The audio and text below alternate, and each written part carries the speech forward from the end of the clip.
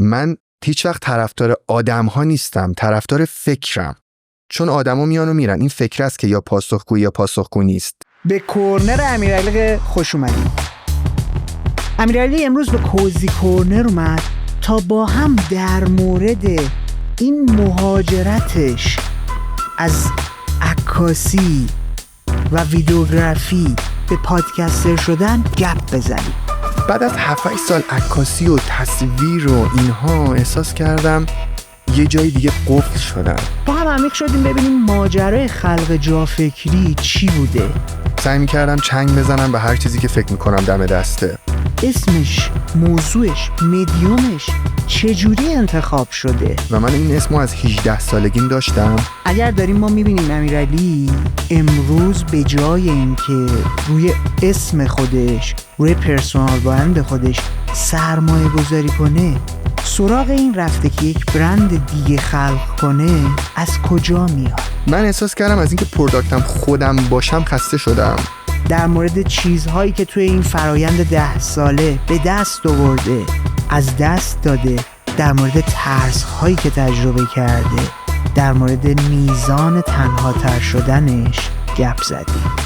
اون شخصی از خودم که خیلی راحت آدما رو دوست می‌داشت و دست دادم شاید. اگر فکر می‌کنید این موضوعات براتون جذابه، با من و امیرعلی همراه باشید.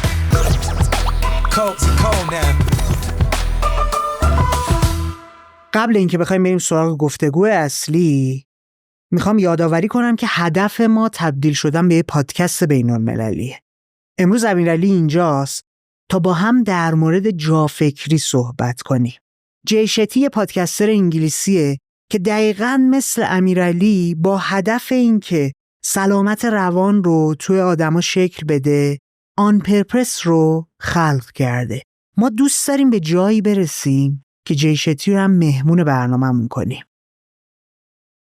بیاید با سابسکرایب کردن کانال یوتیوب ما با قدرت رسانه‌ای بهمون دادن کمک کنید تا این اتفاق بیفته. بریم ببینیم با امیرعلی در مورد چه موضوعاتی صحبت کردیم. امیرعلی چطوری؟ عالی. این روزا واقعا عالیم. خوشحالم که خوبی.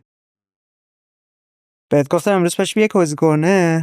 برام سوال بود اول از همه، یه کسی که به عنوان عکاس و ویدیوگرافر شناخته شده چجوری حاضر از اون تصویر و از اون به قول معروف حرفه و کریری که برای خودش ساخته گذر کنه، بیخیالش بشه، مسیر رو عوض کنه. چرا؟ چون کسایی که کار خلاق دارن انجام میدن توی مسیر کاری و زندگیشون این اتفاق براشون میفته که اون چیزی که دنبال میکردن دیگه نتونه اقناشون کنه، ازش چشم‌پوشی کنن و برن سراغ چیز دیگه.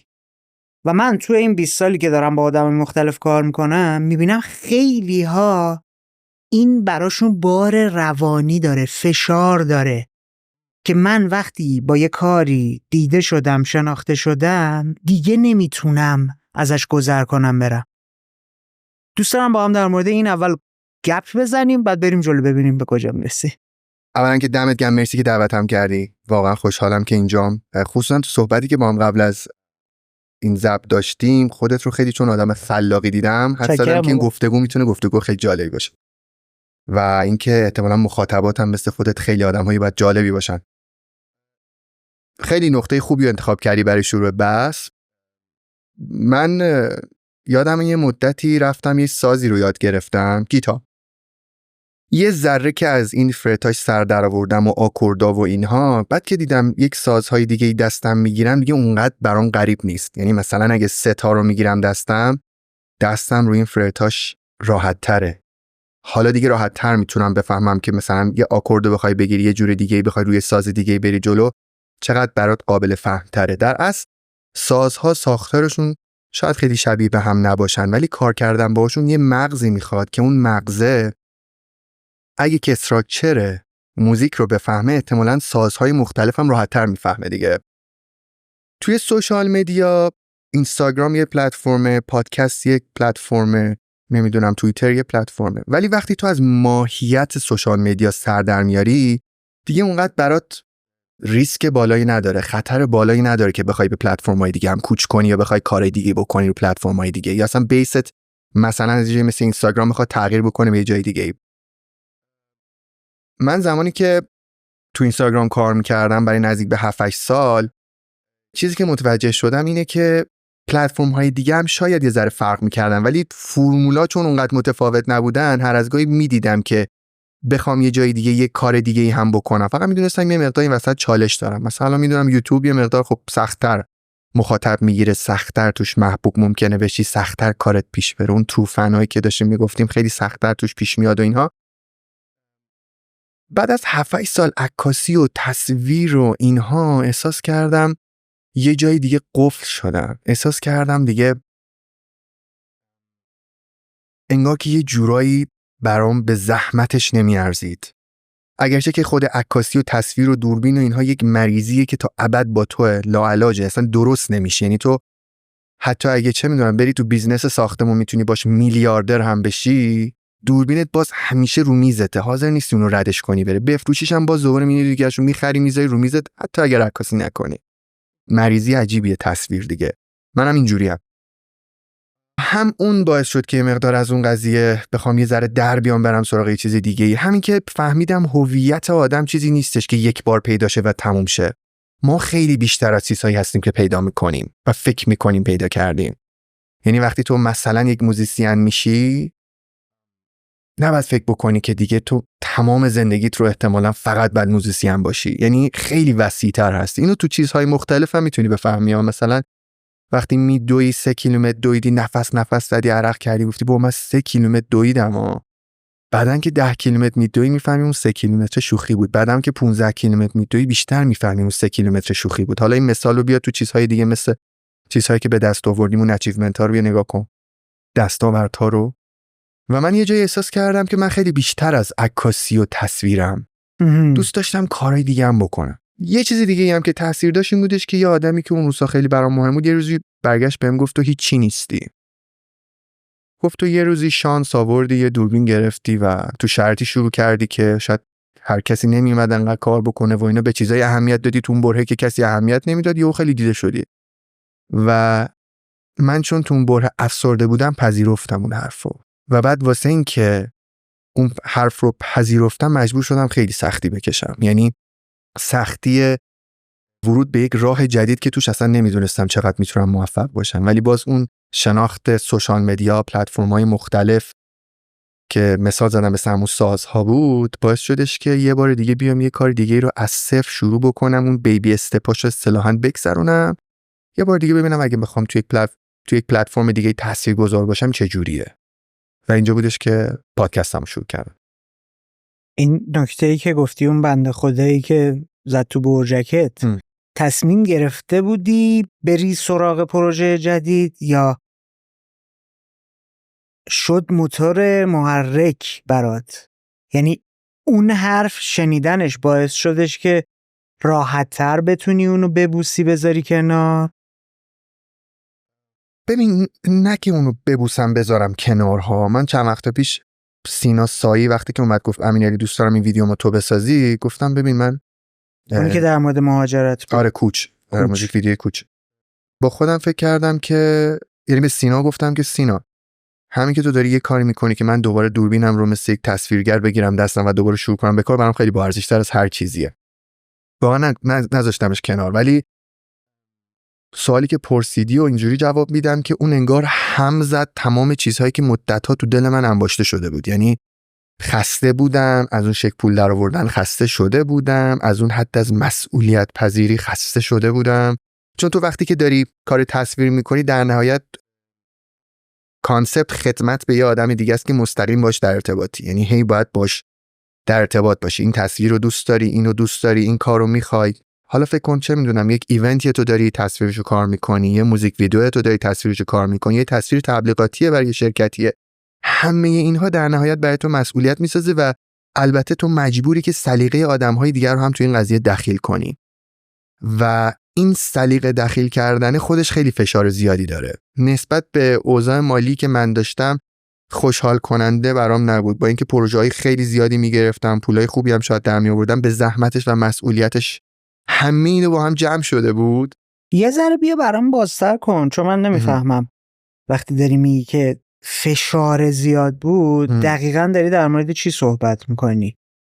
این که مثلا تو شناخته شده‌ای، دیده داری میشی، باعث فشار بود.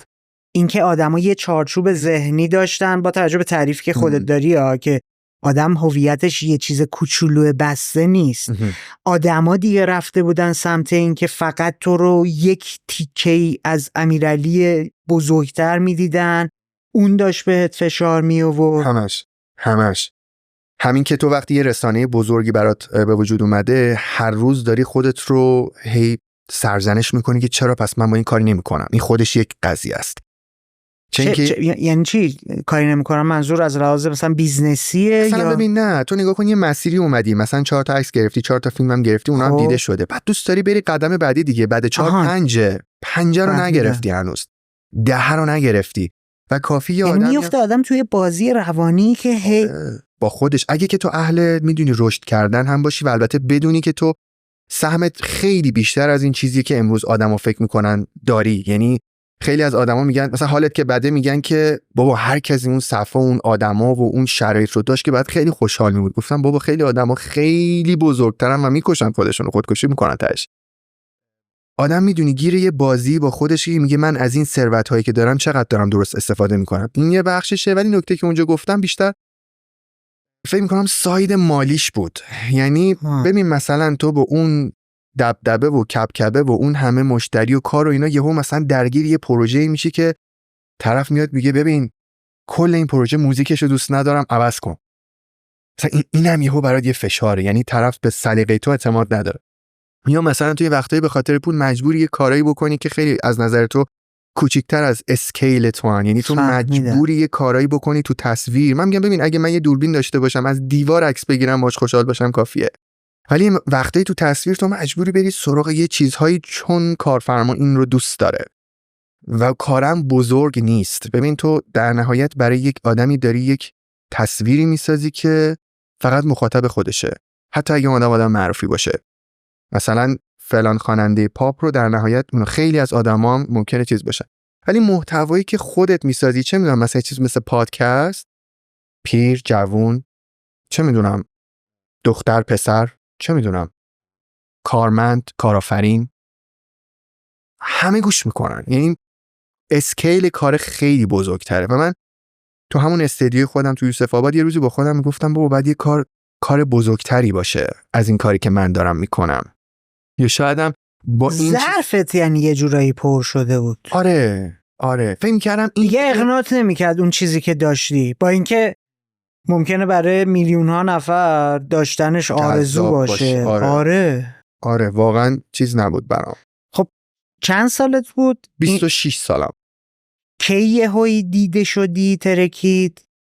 اون که از حدود 22 سالگی اتفاق افتاد برام. یعنی از 22 سالگی که من شروع کردم تو فیسبوک و اینستاگرام، همینجوری هی اول تو 20 سالگیم تو فیسبوک بودم، اونجا اتفاقای افتاد، بعد 21 تا دیگه تو اینستاگرامم خیلی دیده شدم و هی بزرگتر شد و این ادامه داشت تا 96 7 که من حتی نمایشگاه کتابم که عکس‌ها و نوشته‌هامو چاپ کردم اون موقع که خیلی هم حواشی داشت، این بازی ادامه داشت. ولی میگم سقفشو همون جاها دیدم دیگه. یعنی احساس کردم بیشتر از اون، میدونی احساس میکنم همه اینها با هم یه تیکه از پازل اون بیگ پیکچری که من دوست دارم یه تیکه از پازل بود، همه پازل نبود. خب خودتو چی داری میبینی؟ کامل بهم بگی پازل کلیشو. فکر میکردم یه روزی دوست دارم یه فیلم بلند بسازم. خب آره ولی گیر کرده بودی توی اوله.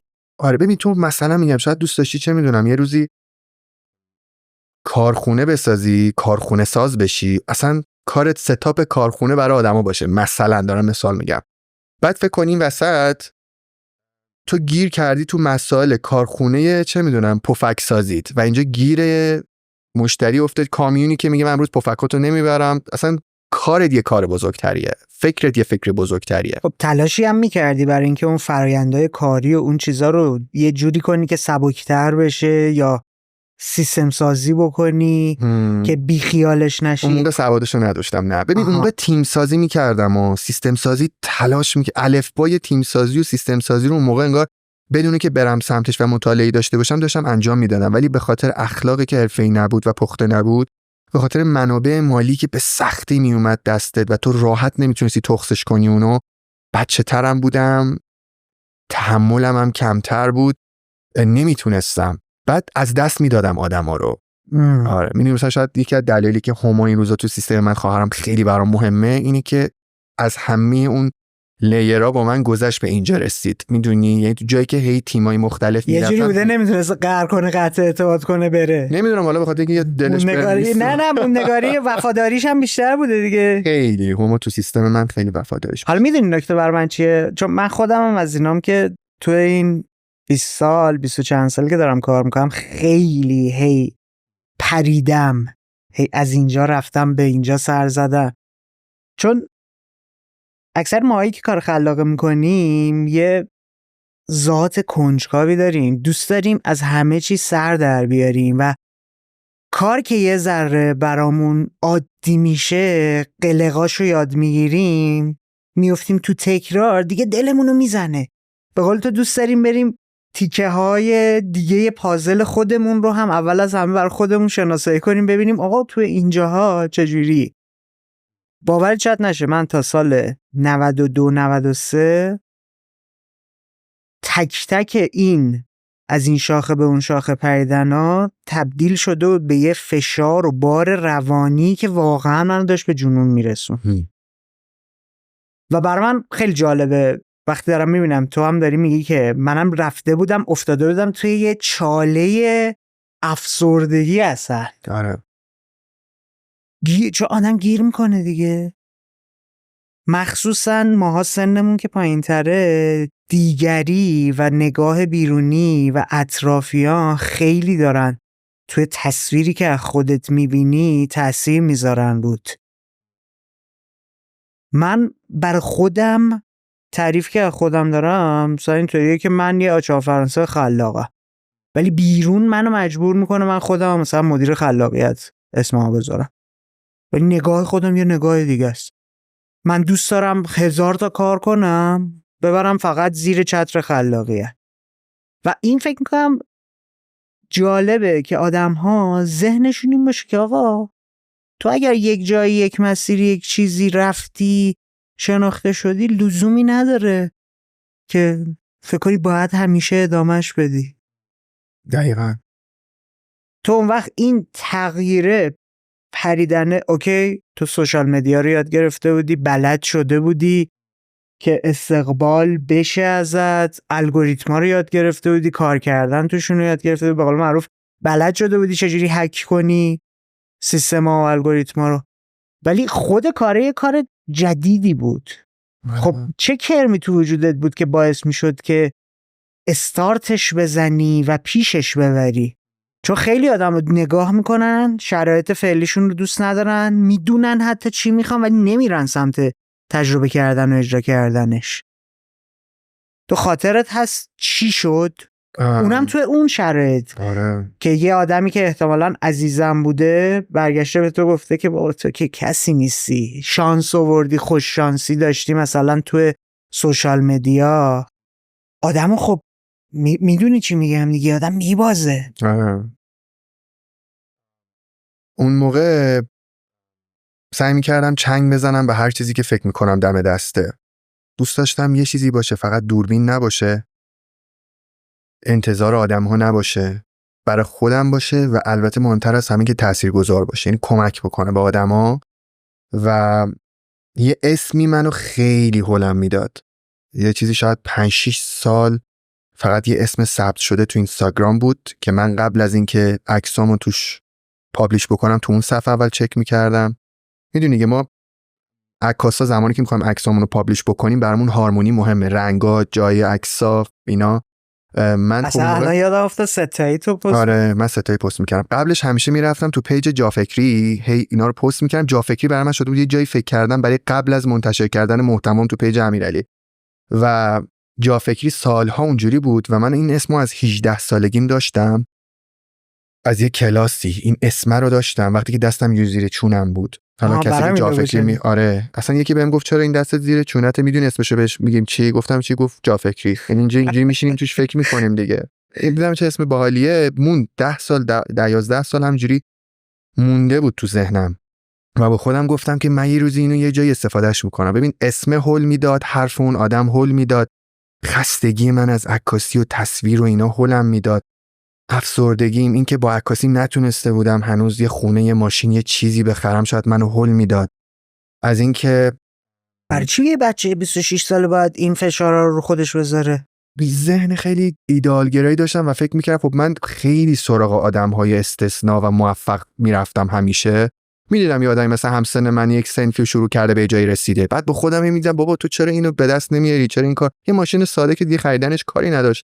و البته خب با پولایی که اون موقع من در می آوردم با این کار عکاسیم خیلی کارو کردم. من نمیکردم چون سواد مالی نداشتم. حالا جالبه که این روزا تجهیزات می‌خریدی؟ خیلی عشق تجهیزات بودم. من چند روز پیش توی باشگاه یه پسری، حالا شاید هم این پادکست رو ببینه، خیلی برام جالب بود، اومد با ذوق تو باشگاه گفت امیرعلی تویی، من این تجهیزات رو خریدم، این لنز رو خریدم، یه دونه 1.4 رو داشتم، 1.8 هم داشتم، الان نمیدونم گفتم همین الان زنگ میزنی کنسلش کنی یا نه؟ بودو گفتم پولشو دادی؟ گفت نه. گفتم همین الان کنسلش کن. من میدونم کامل داری چی میگی، چون خود منم این مرض رو دارم. این خوره تجهیزات داشتن من رو خیلی عقب انداخت. بعدن یه ویدیو تو یوتیوبم گذاشتم، اینو توضیح دادم که نباید آدم بره سمتش. یعنی آدم نباید بدون تاثیرگذاری، یعنی متناسب با یک تاثیر، یک فانکشنی باید بیاد یه چیزی رو بخره. من این کارو نمی‌کردم و من رو تجهیزات خیلی پول باخت داده بودم و این قضیه باعث شده بود من قهر کنم با این ویژگی از خودم.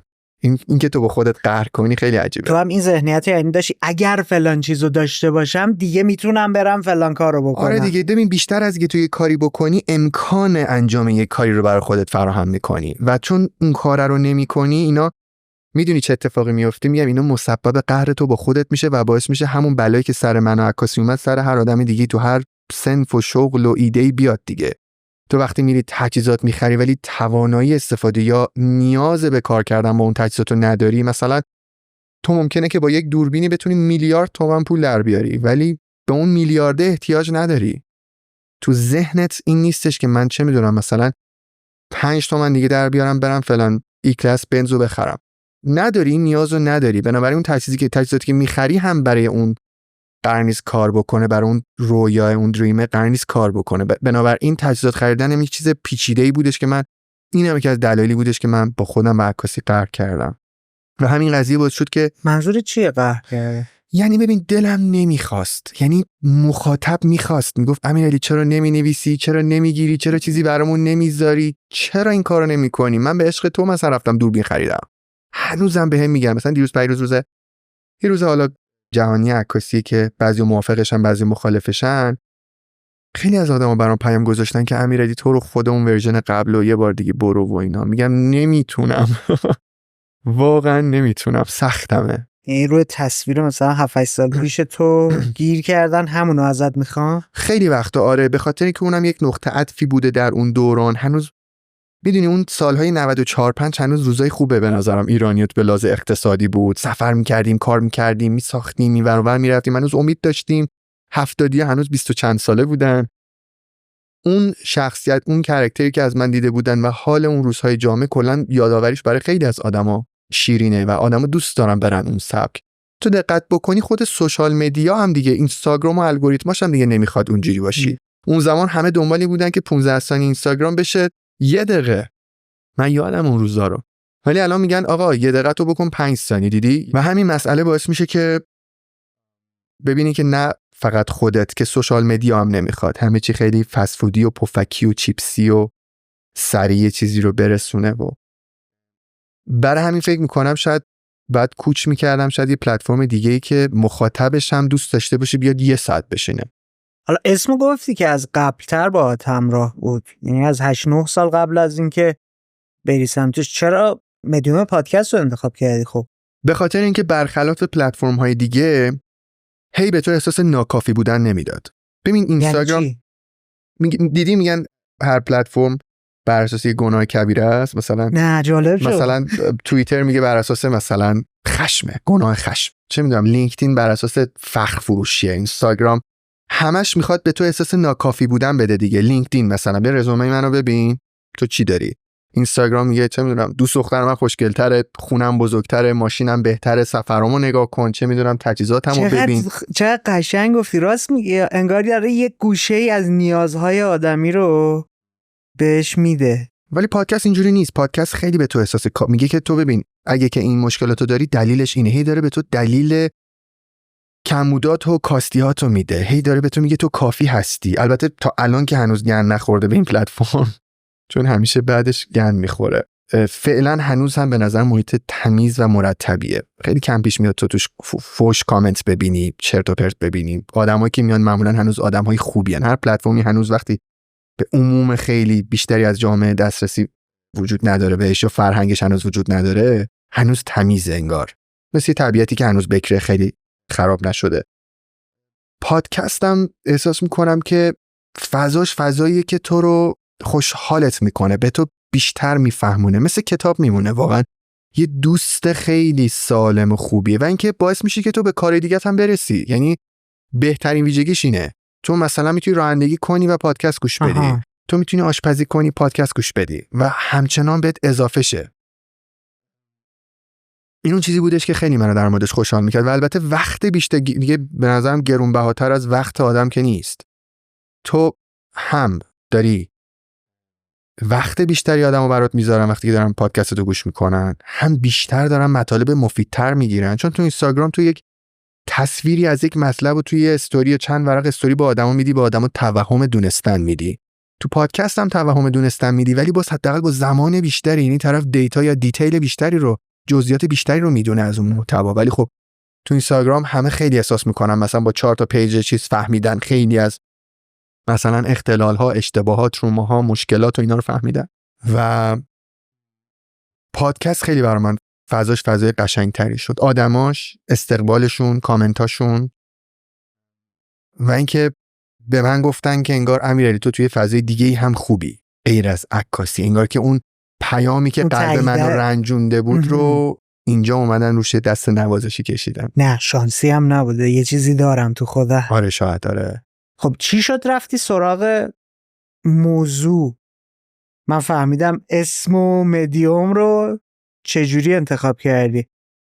نمیدونم چرا باید یه نفر که توی فضای مثلا آرت، حالا نوشتنت هم توی فیسبوک خیلی بیشتر بود، بعد توی اینستاگرام، با نوشتن یهویی بیاد دغدغش این باشه که بخواد در مورد مسائل سلف هلپ و رشد شخصی و روانشناسی و این داستانا کار کنه.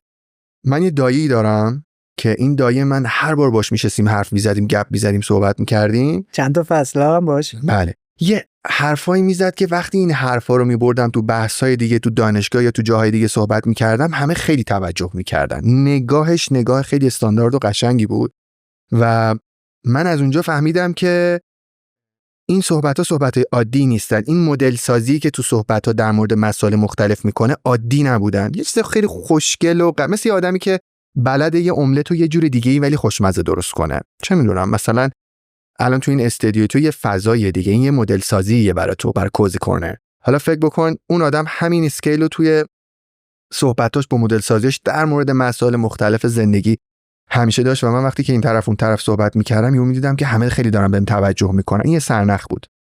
توی اون دوران افسردگی که داشتم، حالا اواخر اون تایمی که خیلی بیشتر کارم کار تصویر بود، یه روزی که رفتم خونش، وقتی که باش حرف زدم، وقتی اومدم بیرون دیدم که چقدر تأثیر یک صحبت رو تو زیاده. یعنی شنیدن 5 تا جمله کلیدی در شرایطی که تو خیلی حالت بده میتونه حال تو رو عوض بکنه. ببین کی بود؟ سال 98 9 دیگه، همون قبل شروع جافه بود، همون حدودای کووید بود. آره اوه آره، یعنی تو فکر کنم مثلا افسرده بودی، بعد تازه شرایطش هم بودیم. آره خیلی افتضاح بود دیگه. حالا فکر کن تو همون دوره اون حرفا رو که من میزد خیلی برام این یه سرنخ دیگه بود. باز یه سرنخ دیگه این بودش که من همش تلاش میکردم تو جمع خانوادگی خودمون که هر پنجشنبه جمعه یا ماهی 2-3 بار اینو کنار هم جمع میشیم، یه بار گفتم آقا ما یه تریبون به دایی محمود بدیم و دایی محمود هر بار بیاد برامون راجع به موضوعی صحبت بکنه و همه مخالفت کردن. یعنی موافق بودن ولی میگفتن که نه سخته بابا، ما چجوری جمع شیم دوباره برای این برنامه هم بخوایم همین الان تعداد جمع میشیم کار سختیه دیگه دوباره، یا هممون حتما تو این خونه جمع شیم. ولی من دوست داشتم یه برنامه پویا باشه و بقیه بچهای خانواده‌ام انگیزه بگیرن که اونا هم بیان صحبت بکنن از دایی محمود، این شکل از مدل سازی رو یاد بگیرن که خیلی استقبال نشه. و من دوباره این یه سرنخ دیگه بود که گفتم و هر وقت از ایده های من استقبال نمیشه میگم پس این ایده قراره توی یک اسکیل بزرگتر توی جای بزرگتری احتمالاً اجرا بشه. مثلا من چند وقت پیش که رفتم توی یک سمیناری، یک آدمی بهش اجازه صحبت بیشتر ندادن در صورتی که خودم خیلی کنجکاو بودم که صحبتاشو بشنوم. گفتم که بیا تو جافکری صحبت کنیم. و فصل بعدی جافکری همون آدمه که اونجا بهش این تریبون رو ندادن. و اینم بازی سرنخ دیگه بود. اینا همش با هم جمع شدش که من فکر کردم یه روز به داییم زنگ بزنم میگم دایی بیا با هم بشیم توی استودیو تست کنیم ببینیم که چی میگی چی میگم. و اون از اونجایی که مغز برنامه‌ریزی شده و مرتبی داشت، یعنی من خودم این اسکلت بندی فصل بندی و موضوعاتو به این ترتیب نداشتم، ولی یه پیش ذهنیتی ازش گرفتم و بعد رفتیم پای ضبط و من دیدم موقعی که داره ضبط میشه، حالا کاش اون موقع هم تصویری کار میکردیم، قیافه من اون موقع معلوم بود حداقل تو یوتیوب جافکری، خیلی شگفت زده داشتم گوش میکردم. یعنی وقتی که با تپش قلب این صحبت تموم شد گفتم ببین این کار خودشو کرد، این کار خودشو کرد، این درسته، این قطعاً به گوش. و من انقدر ذوق داشتم اولین اپیزود بیاد بیرون. بعد که اومد بیرون با خودم جوری بودم که امیرعلی این اعتقاد توئه که این خیلی تاثیرگذاره. ما تا خط انتشار تلاشمون رو میکنیم، بعد از اون خط پایانه دیگه اونجا مخاطب به تو میگه تو چقدر خوب دویدی تا اینجا. و وقتی که دیدم مثلا تو 1-2 هفته 3 هفته شاید، خود دایم بهم زنگ زد گفت امیرعلی دقت کردی جافکری تو تاپ شوه؟ بعد گفتم تو تاپ شوه؟ گفت آره جزو 4-5 تا اول، تو فقط 3 تا 2 تا اپیزود دادی بیرون. و جالب من اصلا قدم ذوق داشتم که برای اپیزود دوم با وجود اینکه 1 هفته دوست داشتم صبر بکنم صبر نکردم، 3 روز بعد اپیزود دومو دادم بیرون و گفتم برین گوش کنی. و اینقدر گوش کردن و کامنت های زیادی گرفتم که اصلا گفتم و جالب بود بعد از دایم من دیگه هیچ ایده‌ای نداشتم. ولی خب دوباره آدم‌ها انقدر به من گفتن امیرعلی تو این فصل اومدی، حالا بعد از دایم من بعد انتخاب می‌کردم که کی دوباره بیاد دیگه. خودم شروع کردم تو تهران میرفتم تو جای مختلف با آدمای مختلف و واقعا شاید فاصله میافتاد بین هر فصل 1.5 ماه 2 ماه بین فصل اول و دوم ادامه داشت. ولی از اون به بعد تلاش کردم دیگه نهایتاً 1 هفته. البته باز ما چند ماه پیشم 2 ماه فاصله افتاد به خاطر اینکه من نمیتونستم اون شخص تاثیرگذار یعنی اون پازل بعدی رو بچینم، چون میدونستم که بعدش راجع به چی صحبت بشه. صبر کردم که اون اتفاق بیفته، اون اتفاق افتاد، ولی خب 2 ماه زمان برد. من یه سوالی برام ایجاد شد. تو شروع فعالیتت روی فیسبوک و اینستاگرام از چه نیازی اومد؟ چی شد اصلا؟ قصه شروع اونجا چی بود؟ فیسبوک و اینستاگرام یعنی 10 سال پیش 12 سال پیش. میخوام ببینم چی شد. تو قبلش عکاسی می‌کردی بعد شروع کردی حالا کارهاتو روی پلتفرم‌های شخصی خودت منتشر کردن یا چی؟ من کار میکردم توی کافه‌ای، قبلش توی موبایل فروشی، قبلش حسابداری توی یک مسائل ساختمانی فروشی و اون موقع حقوق وزارتکار 300-400 هزار تومان بود، یادم 350 تومان بود. بعد یه روزی یه سرنخی توی ذهنم اومد که بهم میگفت که عکاسی کن دیگه، تو از بچگیت عکاسی می‌کردی، یه ذره عکاسی کن. بعد با بدبختی اینا دوربین گرفتم. بعد که دوربین گرفتم یه دونه نیکون D7100 خریدم که چند وقت پیش فکر می‌کردم دوباره اون رو برام دختر خالم بخرمش یادگاری. یه روز که عکاسی کردم دیدم به اندازه کل حقوق ما هم رو توی 200 ساعت در آوردم. یعنی مثلا همون 350-400 هزار تومان رو از 2 نفر عکاسی کردم و اون توی 2 ساعت. و من فهمیدم که اوکی پس تو باید به آدم‌های بیشتری وصل باشی، باید کانکشناتو بسازی و بعد مشتری بازار سازی کنی اصطلاحاً برای خودت. و دیدم که این کار بهترین جا همون فیسبوکه. اومدم اونجا یه پیج استودیو زدم، اونجا شروع کردم کار کردن، عکس میگرفتم، عکس میذاشتم، توضیحات مینوشتم، میگفتم این عکسو با چه ویژگیایی گرفتم، اینجوری گرفتم، اونجا گرفتم و همون موضوع سوژه ها رو چجوری انتخاب می‌کردی؟ چرا رفتی اصلا سمت عکس مدلینگ؟ به خاطر مدلینگ خیلی نبود، پورتره بود پورتره مدلینگ جفتش با هم یه جور یه استایل مدل خودم بود. آره اونم به خاطر ندونستم بود واقعا. آره فرمولی براش نداشتم. عکاس سوژه‌های انسانی همیشه برای من خیلی جذاب‌تر از سوژه‌های دیگه بودن، چه میدونم معماری یا مثلا غذا یا هر چیزی. این نیومدی از دور نگاه کنی که این کارو انجام بدم مخاطب بیشتر خوشش میاد؟ نه ولی احساس میکردم با این بیشتر میدونی. ببین من انقدر چند سال الگوهای بیرونی و نیازهای بیرونی و عرف و چیزهای بیرونی و هر ارزش بیرونی از خودم رو دنبال کرده بودم. دانشگاه برو، نمیدونم حتما بعد سربازی برو، بعد چه میدونم پسر خوب اینه فلان اینه. انقدر من از بیرون خواسته های مامانم برو مهندسی بخون، انقدر سالها داشتم اونا رو دنبال میکردم که از اینجا به بعد خسته شدم از این ور افتاده بودم. حالا هر چیزی که دلم بهم میگفت رو دنبال میکردم. یعنی اگه دلم میگفت چه میدونم مثلا از یک دختر و پسر زیبارو مثلا برو عکس بگیر، اینو دوست داشتم برام انجامش بدم. یعنی درونی شده بود، ذوقمو دنبال میکردم دیگه، به این فکر نمیکردم بیرون چی میخواد، ذوقمو دنبال میکردم. و همین قضیه باعث شد که بیام بعد تو فیسبوک که اومدم کار کردم و اینا یه ذره استقبال شد و اینا، موقع برام موقع خوب بود.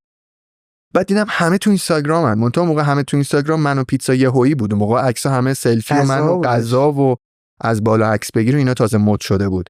و تازه لنزهای مثلا 50 و اینا کسی که کار میکردن عکساشون خیلی خواسته رو قشنگتر دیده میشد، چون مثل الان اف پایین دوربینا نداشت، اینجوری بلر نمیکرد پشتو. اون عکس‌ها هنوز برای عموم جامعه خیلی جذاب بود. 70-200 مثلا که یه از دور تله بخواد بگیره انقدر پشت فلو کنه خیلی جذاب بود. دیگه منم افتادم تو این بازی و چون اون بازدید و استقبال خیلی اون اینتراکشن خیلی زیاد بود، دیگه با خودم اینجوری بودم که پس این درسته دیگه، هم داری خودتو فالو میکنی هم جامعه داره فالو میکنه. میدونی چرا این سوال برام ایجاد شد؟ چون دیدم انگار جافکریه کامل 100 برای برآورده کردن یک نیاز شخصی خودتو بوده. دقیقاً آره. خب برام سوال شد ببینم موقع شروع مثلا عکاسی و پست کردنم تو نگاه این جنسی بوده که برم سمت این که خودم رو اقناع کنم، یا حتی اوکی من عکاسی رو دوست داشتم الان دارم نگاه میکنم میبینم چه میدونم با F1 و 4 دوست دارن، عمق میدان خیلی زیاد دوست دارن، حالا برم توی کارام اون مدلی عکاسی کنم. این نگاه مخاطب رو هم در نظر میگرفتی؟ برام جالب بود که بتونم حل کنم. انگار جافکری 100 تو فقط خودم مثلا دیگه بقیهش مهم نی. بابا فامین، مامان، بابا، خاله، عمه، دایی، بیاید نیاز داریم بشینیم حرفا رو بشنویم. نمیخوای؟ خب من میرم برای خودم میشنوم، حالا دکمه رکوردم میزنم و میلیونی و شال. آره اصلا خیلی عجیبه.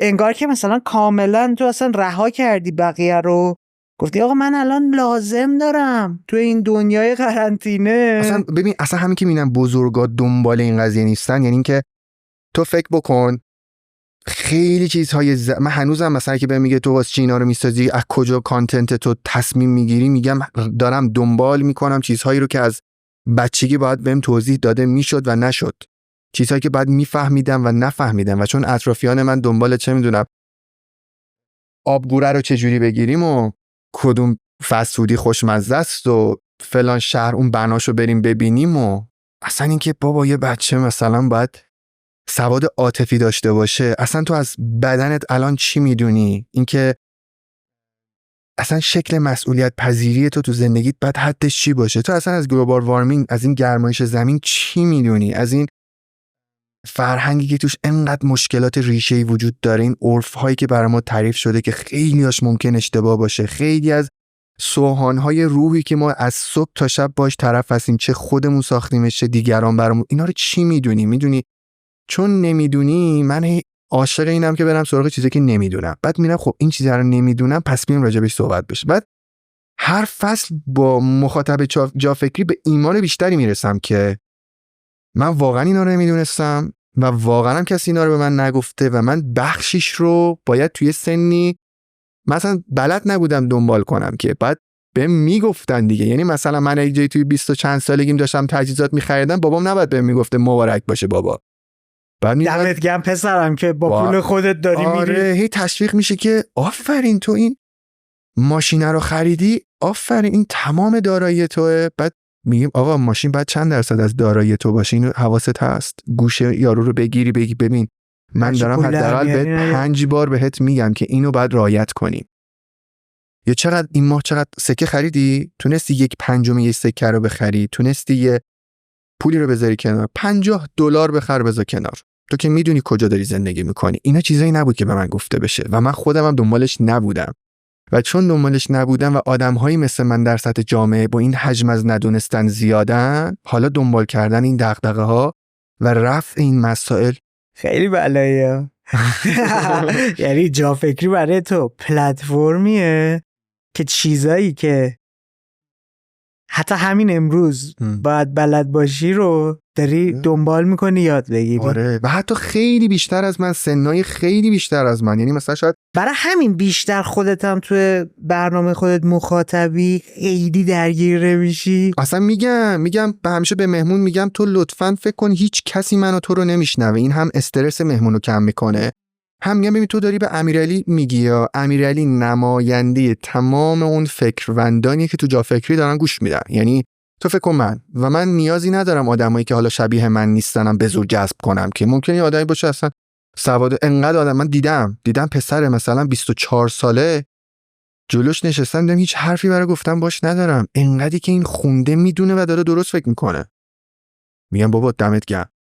اون آدم شبیه من نیست، ولی شبیه من خیلی زیاده. آدم‌هایی که تو آزمون خطا، خصوصاً 20 تا 30، چون به همه گفتن دهه اشتباه کردنه، تا میتونی اشتباه کن در صورتی که بیشترین پتانسیل و سطح حماقت و همه چی این بازه 20 تا 30، یعنی جایی که تو انرژی ته قضیه است، تا اینکه بعداً 30 تا 40 تو بخوای از این که میدونی به هیچ چیزی دست نیافتی بخوای اونجوری انرژی 2 برابر بذاری. 20 تا 30 انرژی نچرال خوبه که تو میتونی هوشمندانه خوب استفادهش بکنی. من 20 تا 30 خیلی تارگت منه تو جا فکری. میگم هویت رو بشناسه، بیشتر هم خودش رو بشناسه، بدنش رو، جامعهش رو، شکل مسئولیت پذیری رو، سواد عاطفی رو. من خودم چند تا رابطه خراب بد بکنم تا بفهمم بابا رابطه درست چه شکلیه.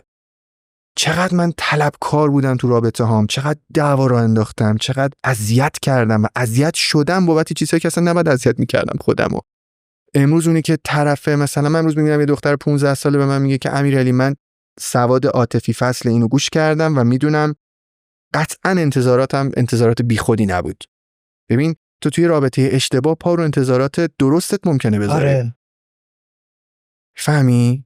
اشتباه و این داره جلوشو میگیره و تو فکر کن تو سن اینا رو بفهمی که میره میشینه تو جونت. چون یه چیزی تو 35 سالگی 40 سالگی بفهمی هم ممکن اونقدر دیگه برات فانکشنال نباشه. همین که اونجوری انقدر تو متراکم داری از زندگی درس میگیری که اصلا بره یه گوشه یه کتابخونه. ولی تو 20 تا 30 که طرف دغدغش شاید مثلا شکلی رابطه خیلی خوب باشه، اون حرفا بیاد بشینه تو جونش و همونا رو عملی کنه. نمیگیم حالا اونا 100% درسته ها، اون که دیگه وحی نشده، ولی نالج بیس دیگه، علمیه، فعلا آخرین مقالات ثابت شده است، آدم ها اومدن اونو بررسی کردن رو آدم های دیگه، علمیه جواب داده. تا حدود زیادی میتونیم بهش تکیه کنیم. حداقل یه سری از اشتباهاتی که خودمون کردیم و میدونیم اون داره کاور میکنه، بهمون میگه که اگه اون اشتباه کردی به خاطر این بود. تا کجا میخوای بهشو بگیری؟ تا وقتی که احساس بکنم درسته. واقعا نمیدونم. چند وقت پیش داشتم فکر میکردم شاید یکی چیزایی که خیلی الان دوست دارم تو زندگیم انجامش بدم شاید مثلا ساخت و ساز باشه. خیلی دوست دارم. ملک؟ آره، نه ملک برم مثلا برج، من که پول ندارم اونقدر. نه مثلا فکر بکنم یه جایی دور افتاده ولی با صفایی مثلا یه زمین کوچولو بگیرم، خورد پول دستم میاد برم مسائلشو بگیرم، مثلا شاید بکنم یه کلبه، یه مثلا ویلای کوچولو بامزه. دوست دارم این کارو بکنم. چیش برات جذاب قلقلک ساختن برام خیلی جذابه. بازم همون خلق کردن است. آره، مثلا از کنارش رد بشم بگم ببین این باحاله. چقدر با فکر خودم دونه‌شو ساختم. چون تو خانواده‌مون هم داشتیم چند مورد که اینجوری ساختم و کنار مثلا نگاه می‌کنی همون حسی که من به جا فکری دارم شاید، یا مثلا به پیجم یه چیزای دیگه، اون به اون ساختمونه داره. بچشه، دوست داشتنی. آره. یه سوال برام ایجاد شد. خب تو 3-4 سال بود داشتی فعالیت میکردی روی فیسبوک و اینستاگرام و چقدر مخاطب بر خودت پیدا کرده بودی؟ بعد از 3-4 سال؟ آره، میخوام بدونم اون موقعی که جا فکری رو شروع کردی فن بیست مثلا چه جوری بوده اوضاعش؟ 270-80 تا بود که بعد یهو با یه پستی رسید به 30-40 تا فکر کنم. خب فکر میکردی بعد 3-4 سالم رو پادکست به یه جایی برسی که مثلا 1.2 میلیون مخاطب بر خودت داشته باشی؟ نه برام مهم بود، نه پیش بینیش میکردم، نه اصلا هدفم بود. یعنی من اصلا از یه جایی به بعد فهمیدم که اندازه فالوور نیست. یعنی چی؟ یعنی اون ارزشی که آدما وصل میکنن به عدد و ارقام. ببین من میرفتم یه جاهایی مثلا صحبت میکردم، این بغلی من داشت صحبت میکرد و حرفاش خیلی خفن بود، بعد من 1/2 حرفای اون رو به لحاظ ارزش میزدم، ولی اون وقتی داشت با من صحبت میکرد چشاش قلبی بود و من فهمیدم که این فالووره داره این فضا، این حاله رو داره برای اون آدم ایجاد میکنه. این که آدما فکر میکنن مثلا تو اینستاگرام سلبریتی شدن و من یه جایی مثلا یه ذره منو سر فالوور بیشتر تحویل میگیرن، خوشم نمیاد. اصلا اینجوری هم که میگم مثلا ترجیح همینه که اصلا نه منو بشناسی نه بدونی کیم چیم چیکار میکنم، که اگر با من حرف میزنی یا احترامی میذاری واقعی باشه، به خاطر همین تیپ و همین قیافه و همین کفشی که شاید کثیفه و میدونی. از یه جایی به بعد اصلا نسبت به این فالوور و لایک و اینها چی میشی؟ سر میشی؟ عادی میشه؟ چه اتفاق برات میفته؟ ببین اگه آدمی باشی که دنبال فالوور و لایک و اینا باشی، اصلا ناخودآگاه میری که آدم بیخودی بشی. ببین تو نمیتونی بیای بالا و با این حجم از لایک آدم بیخودی نشی، مگه اینکه ببین تو واقعا همزمان با لایک و فالوورت خیلی رو توسعه خودت کار کنی. که اگه طرف مثلا چه میدونم تو 10 میلیون فالوور داری، یک جایی داری حرف میزنی، یه آدم 10 میلیونی واقعی رو ببینی. تو خیلی آدما رو میبینی تو اینستاگرام، نمیخوام اسم ببرم، 10 میلیون 15 میلیون 20 میلیون ممکنه ولی من امیرعلی مخاطب نیستم. یعنی اگه بشینه جلوم نمیتونم شاید صحبتاشو تحمل بکنم، ولی ممکنه یه آدمی باشه که اصلا نونیمه، هیچ کس نمیشناستش، ولی من میدونم یه آدم 20 میلیونی، یه آدم 10 میلیونیه. این خیلی برام با ارزش تره. اینو توی 26 هفت که فهمیدم، اصلا دیگه یکی از بزرگترین سائق هام از دست داده بودم. شاید یکی از این دلایلی که باز عکاسی اون موقع دیگه برام مهم نبود همین بی اهمیت شدن لایک و فالوور رو، چون اتفاق خاصی افتاد و اون جایگاهش رو ریخت. ببین نگاه، تو وقتی که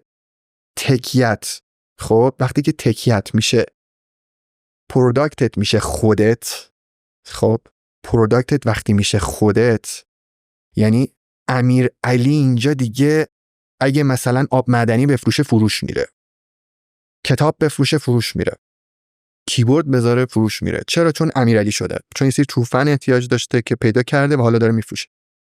اینجا امیرعلی پروداکتش خودشه و مجبور خیلی رو خودش کار بکنه، جای مجبور خودش رو پاک و منزه نشون بده. یه موقع یه فوش از دهنش در نیاد، یه موقع یه چیزی نشه، اتفاقی نیفته. من احساس کردم از اینکه پروداکتم خودم باشم خسته شدم.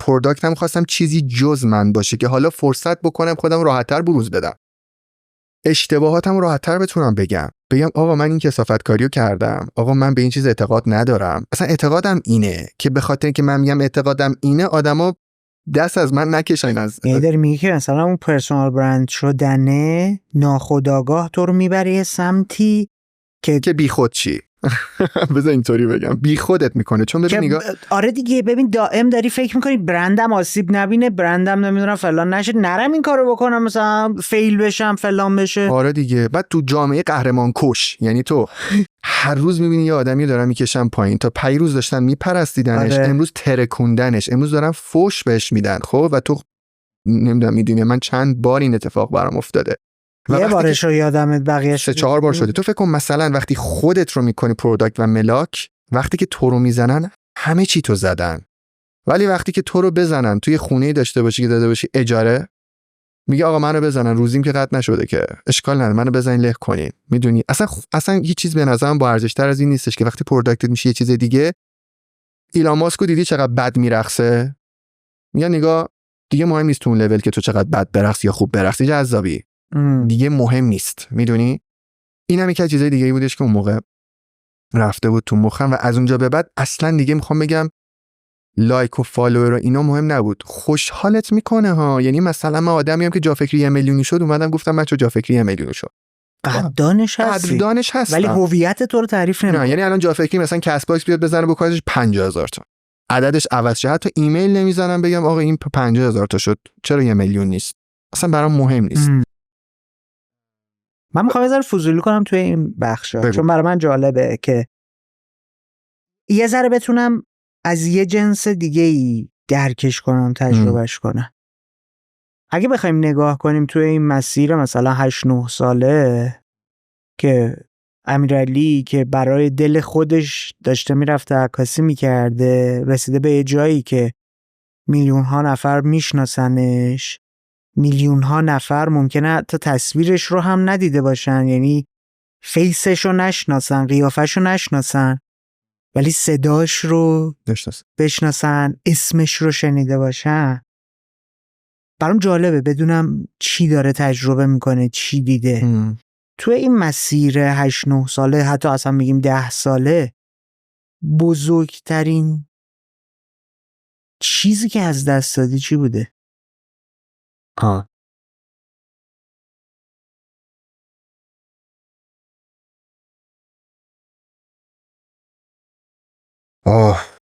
فکر میکنم بزرگترین چیزی که از دست دادم زمان بوده. آخه من اعتقاد ندارم که از دست میدم، یعنی هر چیزی که از دست دادم به جاش یه چیزی به دست آوردم. خب خیلی این سوالی که از من پرسیدی چقدر تصویر آورد تو ذهن منو برد. شاید بخشش اعتماد اون شخصی از خودم که خیلی راحت آدما رو دوست می‌داشت از دست دادم شاید. ولی بزرگترین چیزی که شاید از دست داده باشم فکر می‌کنم نوشتنمه. آره. اون رویای نوشتنمه. یه چیزی تو من زندگی میکرد که آقا من روی لینکدین دارم هنوز میخونم تا، یعنی میبینم چقدر بهتر و بهتر شد. برای همین واقعا شوکه شدم یهویی گفتی. اون یه اسکیل کوچیکتری از منه دیگه. ببین یه استپی از من داشت زیست میکرد و زندگی میکرد و انقدر آدم ها تخریبش کردن که میتونست به جنگه، ولی از یه جایی به بعد دیگه نخواست به جنگه انگار، چون خیلی تخریب میشد، تحقیر میشد و اینها. شاید نمیدونم، شاید اراده من برای نوشتن، شاید توانایی نوشتنم هم نباشه، نمیدونم. ولی چیزی که خیلی دوست داشتم، الان هنوزم که هنوزه، مثلا یه تیکه‌ای از جا فکری یا خودم می‌نویسم. مثلا آخر یه اپیزودی شروع می‌کنم نوشتن، بعد یه چیزی میگم، بعد تو کامنت‌ها میبینم میگن امیرعلی تیکه صحبتت خیلی تاثیرگذار بود. یا هنوز فکر می‌کنم خیلی وقتا آدما وقتی بهم میگن امیرعلی خودت بیا مهمون پادکستت شو صحبت کن، احتمالاً به اون بخش از نویسندگی من یا من مثل دایم شاید مثلا مدل سازی خوبی برای صحبتام دارم، نمیدونم.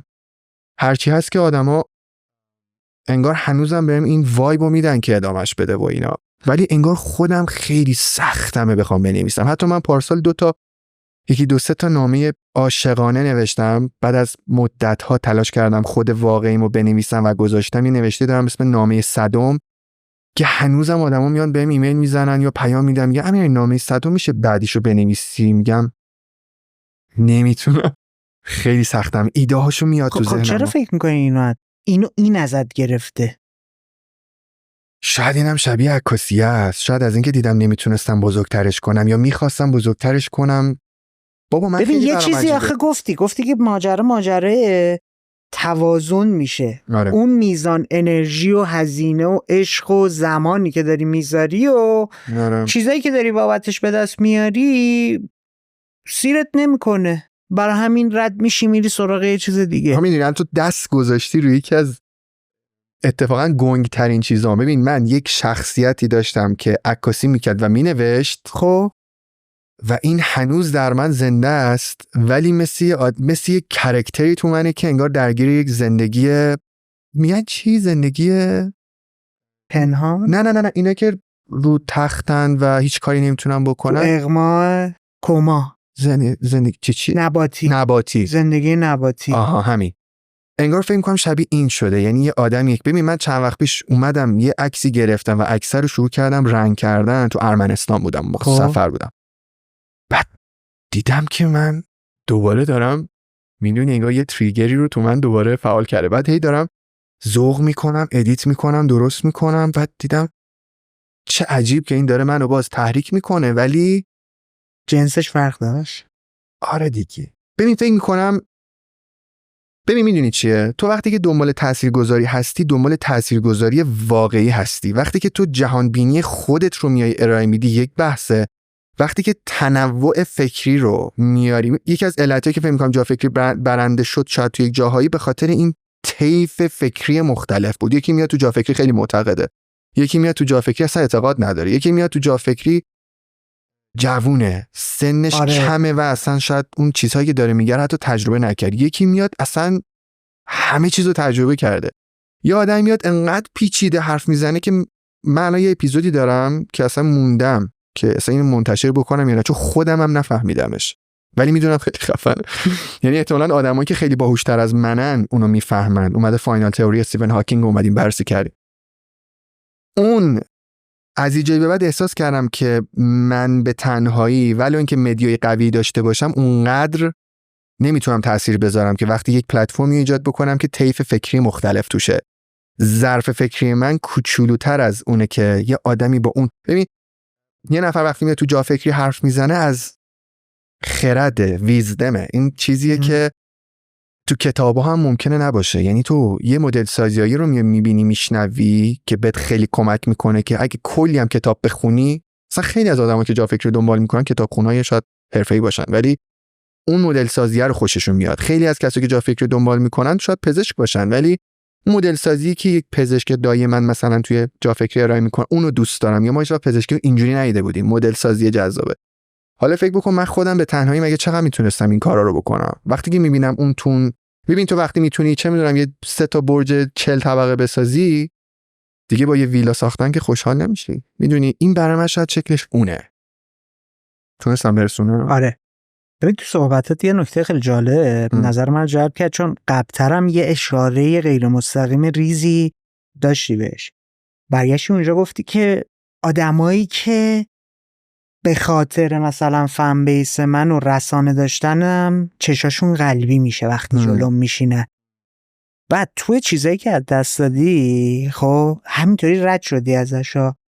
گفتی که باعث شد دیگه من اونجوری که آدم‌ها رو دوست داشتم بهشون اعتماد می‌کردم نتونم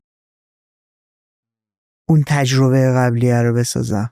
اینو یه ذره باز می‌کنی من بفهمم یعنی چی؟ یعنی تو تبدیل شده بودی به پروداکت خودت که حالا آدم‌ها هم داشتن تو رو به عنوان یه پروداکت می‌دیدن، یه پروداکتی که باعث بیشتر دیده شدنشون، بیشتر شنیده شدنشون، بیشتر یه چیزی به دست آوردنشون بشه. ولی وقتی که تو خیابون برمیگشت بهم میگفت تو الگوی منی، من خیلی ناراحت میشدم، به خاطر اینکه احساس میکردم که اون الگوش یک آدم کوچیکیه که هنوز خودش هم داره تلاش میکنه. اصلا من از اینکه یه آدمی الگو بشه که کلا بدم میاد. من هیچ وقت طرفدار آدم‌ها نیستم، طرفدار فکرم. چون آدما میان و میرن، این فکر است که یا پاسخگوی یا پاسخگو نیست، یا هوشمند یا هوشمند نیست، یا آقای خیلی شیرینا یکی بیاد تو خیابون بگه که امیرعلی تو الگوی منی. خیلی دوست دارم، من دوست ندارم، به خاطر اینکه میدونم کیم چیم، خود واقعیمو میشناسم و دوست ندارم یک آدمی یک جلوه‌ای از من رو برای خودش بسازه که خیلی پاک و منزه و درست و خوب و خفن و جلو. کجا داره میاد این تفکر؟ از اینکه من خودم رو با هیچ کس مقایسه نمی‌کنم جز دیروز خودم. یعنی من میگم تو باید الگوی تو دیروزت باشه و تلاش کنی دیروزت نباشی. حالا مهم نیست سرعت چقدره، فقط دیروزت نباش. تو اصلا ممکنه یه کشاورز فوق‌العاده باشی. من تو چه مسئله الگوتون؟ تو باید به من بیای بگی امیرعلی اون فکری که تو داشتی برای من جذاب بود و من اونو تو زندگیم پیاده کردم. اینکه تو بگی الگوی منی یا تو برای من یک کاراکتر خیلی مهم، اصلا دوست ندارم این کارو. و فکر میکنم بوت ساختن و بوت شدن این کوچولو بودنه. من فن بودن رو دوست ندارم. من تو زندگی فن هیچ کسی نیستم، مثلا فن نیستم. من آدم ها رو خیلی دوست داشتم تو زندگیم. مثلا من سیروان رو شاید خیلی دوست داشته باشم و دوست خوبم باشه، ولی فنش نیستم، دوستش دارم و یه سری فکراش و ایده ها و کارهاشو دوست دارم، انتخابهاشو دوست دارم، انتخاب کردنشو دوست دارم. ولی اینکه اون آدم خودش برای من یک بود، من میگم تو زیباترین چیز و کاملترین چیزی که توی زندگیت داری خودتی. خب و جا فکری رو چرا دوست دارم؟ به خاطر اینکه توش بوت دیگه معنا نداره. به خاطر اینکه مثلا من هر موقع تو جا فکری یه نفر میاد بهم میگه اینو بیارید اینو بیارید اینو بیارید، اونقدر دوست ندارم که میگن این بحث رو بیارید، موضوع بهت بگه تا شخص. آره به من بگن مثلا همون حرفی که الان زدی دیگه. آره من به جای اینکه شخصه برام اهمیت داشته باشه بیام بگم آقا فلان موضوعی که برداشتی گفتی روی من تاثیر گذاشت، فلان مدل فکری، فلان تفکر، فلان ایده چسبید به من، نه اینکه امیرعلی تو چسبیدی من زندگیمو به تو مدیونم و با تو دارم زندگی میکنم. به جای این آدم بیاد ببینه اون پشت امیرعلی چیه، امیرعلی چه چیزی رو فراهم کرده برای من. تو عکاسی مثلا تو نگاه میکنی وقتی که خیلی عکسات خوب میشه فکر میکنی سوالای آدما از تو چیه، فکر میکنی چیه سوالهاشون، لنزت چی بود، فیلترت چی بود، دوربینت چیه چی بگیرم امیرعلی.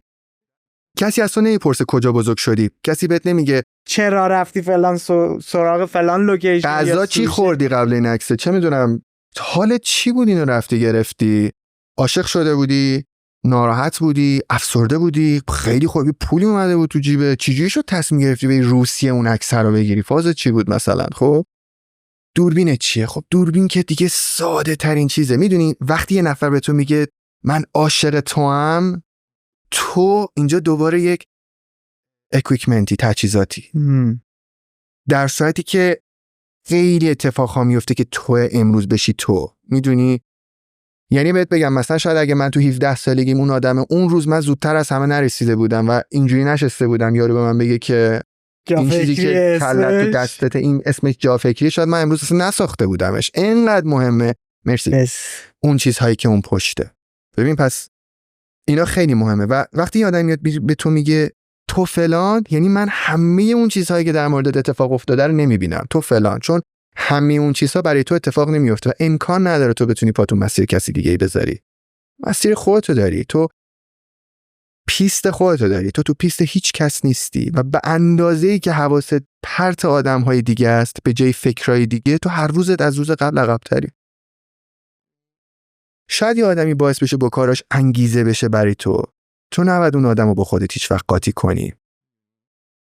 این انگیزه خیلی بزرگتری بود واسه اینکه من جا فکری رو بسازم و فکر میکنم به اون هدفم هم رسیدم. یعنی کار بزرگتره نسبت به خودم. انقدری که الان بهم میگم بیا تو جا فکری صحبت کن، واقعا نمیبینم خودم رو تو جایگاهی که بیام ببینم بشینم صحبت کنم حتی. حالا با در مورد ترس و از دست دادنه صحبت کردیم. چی به دست آوردی؟ از همین جنسی که داری میگی میخوام بگی یا ای برنگردی بگی شهرت، محبوبیت، نمیدونم ثروت، فلان فلان. نه، تو امیرعلی 22 ساله با اون تجربه زیسته، با امیرعلی 31 الان درست میگم 31 الان چی عوض شد از اون ریشه یا عمیقا؟ ببین فکر میکنم حرفام واقعی شد و عشقم به زندگی هم واقعی شد. این فکر میکنم مهمترین چیزی که به دست آوردم. ببین تو وقتی که 21 سالته میری با یه دختر بیرون میگی من عاشقتم، من همه زندگیمو میدم برات، واقعا همه زندگی تو چیه جز اینکه مثلا 50 تومن 100 تومن یه لقبه با لباسایی که باباهای مثلا پول گرفتی لباسات مال خودت نیست تو ولی خب حرفات خیلی دلبره دیگه، خصوصا برای اون دختری که سن و سالش هم کمتره. اصلا این فکر میکنه دیگه مرد رویاهاشو دیده و اینها، تو هم این مرد رویایی رو خیلی خوب ساختی. ولی وقتی تو 32 سالگی تو 30 سالگی به یکی میگی عاشقشی، احتمالاً تو اون بره، حالا اگه بگیم همچنان اون رویه رو ادامه نداشته باشی، پول رو در آورده باشی و اینا، وقتی به یکی میگی ببین من عاشقتم، احتمالاً توی روابطی رو پشت سر گذاشتی. حالا میدونی تعریف برات پیدا اصلا کرده دیگه راحت به کسی نمیتونی بگی عاشقتم و اینکه اگر میگی عاشقتم و خرجش میکنی واقعیه، اگه وقت میذاری بغلش میکنی واقعیه. اینا خیلی واقعی تره. حالا من چند وقت پیش با استاد خلبانیم که نشسته بودم حرف میزدم، یه حرف قشنگی زد، میگفت من تو 70 سالگی تازه فهمیدم زن چیه. ببین هر چقدر سن تو که بیشتر میشه، نسیم فهمیدم چیه. نسیم، همین بادی که به تو میخوره، این ارزشش چند میلیارده، چقدر زیباست توی تایمی، چقدر هنر نسیم، یه نسیم ساده. خب من احساس میکنم بعد از 10 سال چیزی که به دست آوردم خود واقعین بودش که اگر یک حرفی میزدم، اگر میگفتم الان زندگی رو فهمیدم، شاید به یک درجه ای از فهم زندگی رسیده باشم که این وقتی مدیریت میکنم، ببین من تازه دارم پلی‌استیشن بازی میکنم، خیلی اهل بازی اینو نیستم، بعد میبینم چه جالب تو همین چیزایی که تو بازی مدیریت میکنی، مثل مدیریت استرس، همین که چه میدونم از اینکه یه جایی میبری میپری بالا، از اینکه یک جایی نبردی بالا بازی رو، مثلا باز خوشحالی چون شریکت دوستت رفیقت اون رفته بالا، اون برده بازی رو. میبینم این رو من توی زندگی واقعیم دارم به دستش میارم. یعنی میبینم که این یه جای دیگه من میام پایین، یکی دیگه میره بالا. مثلا شاید بابام تو این بره میره بالا، شاید از اینکه چه میدونم خواهرم یه جای و تو از قصد یکم بیشتر میبازی زمانت رو و پولت رو، ولی یکی دیگه میاد بالا تو این بازی روابطی که داری. یا مثلا از اینکه یه چالشی وقتی برات پیش میاد، چالش رو ببین. من مثلا تو 20 سالگیم وقتی یک نفر بهم میگفتش که چالش ها رو فرصت ها ببین، برام جی بودش که چی میگی بابا، مثلا حوصله ندارم. چالش و فرصت ببین، چالش الان خراب کرده مغز منو.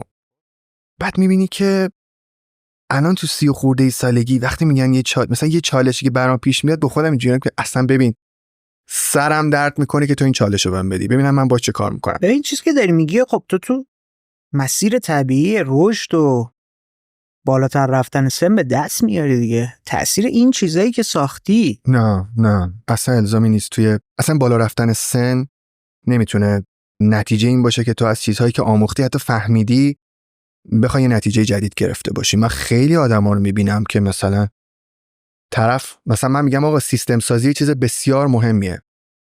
آقا تو میخوای بشینی اینجا گپ بزنی، حرف بزنی، پلی‌استیشن بازی کنی، بگی بخندی، اصلا یه هفته بذاری بری سفر ولی همچنان پول در بیاری.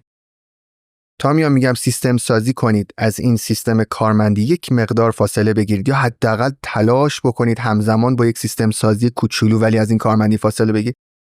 طرف سری میاد بهت میپره، چی این کارمند هراسی که تو جامعه را انداختی تا فلان. میگم آقا من که به کل اقتصادی اصلا پسیو اینکام دیگه به کل دنیا که وصل نیستم که بگم حالا همه دنیا کارمند نباشید. همین که تو داری صدای منو میشنوی از هر پلتفرمی، اصلا تو یک دوستی عادی، تو یک صحبتی، تو یک بحثی، تو یک جمعی، دیگه کارمند هراسی نداره. میگم آقا تو میخوای سفر بیشتر بری، پول بیشتر در بیاری، ماشین بهتر بخری، با کارمندی نمیشه قربونت، هیچ جای دنیا نمیشه. شما الان کانادا هم زندگی بکنی با پول کارمندی احتمالاً خونه نمیتونی بخری دیگه.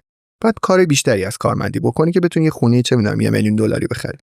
با حقوق مثلا $7,000 که تو نمیتونی یه خونه یه هاوس مثلا $2 میلیون با 2 تا پارکینگ بخری. اونور دنیا هم نمیشه، اینجا هم نمیشه، اصلا کل دنیا الان نمیشه.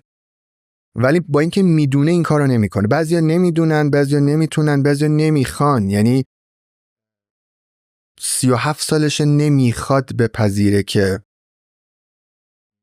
تمرکزشو مثلا از روی یا تکیهشو از روی پولی که پارتنرش در میاره برداره و برای خودش.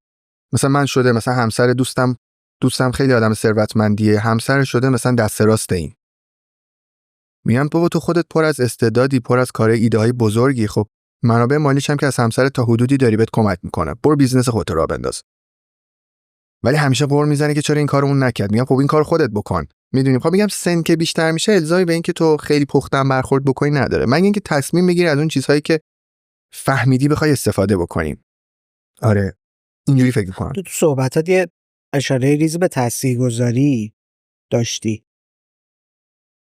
الان که مورد استقبال واقع شدی، برای خودت مخاطب داری، دغدغه تاثیرگذاری است یا کلا مثلا یه نیاز عمیق‌تر بوده از بچگی، نوجوانی که الان همراهته؟ نه اصلا این باعث نشده. اون چیزی که تو درونمه باعث اینا شده. من کلا از این که ببینم یه آدمی تو نقطه آ بوده شده ب، از ب رفته به س، نمیدونم این چیه، برای منم چه منفعتی داره نمیدونم.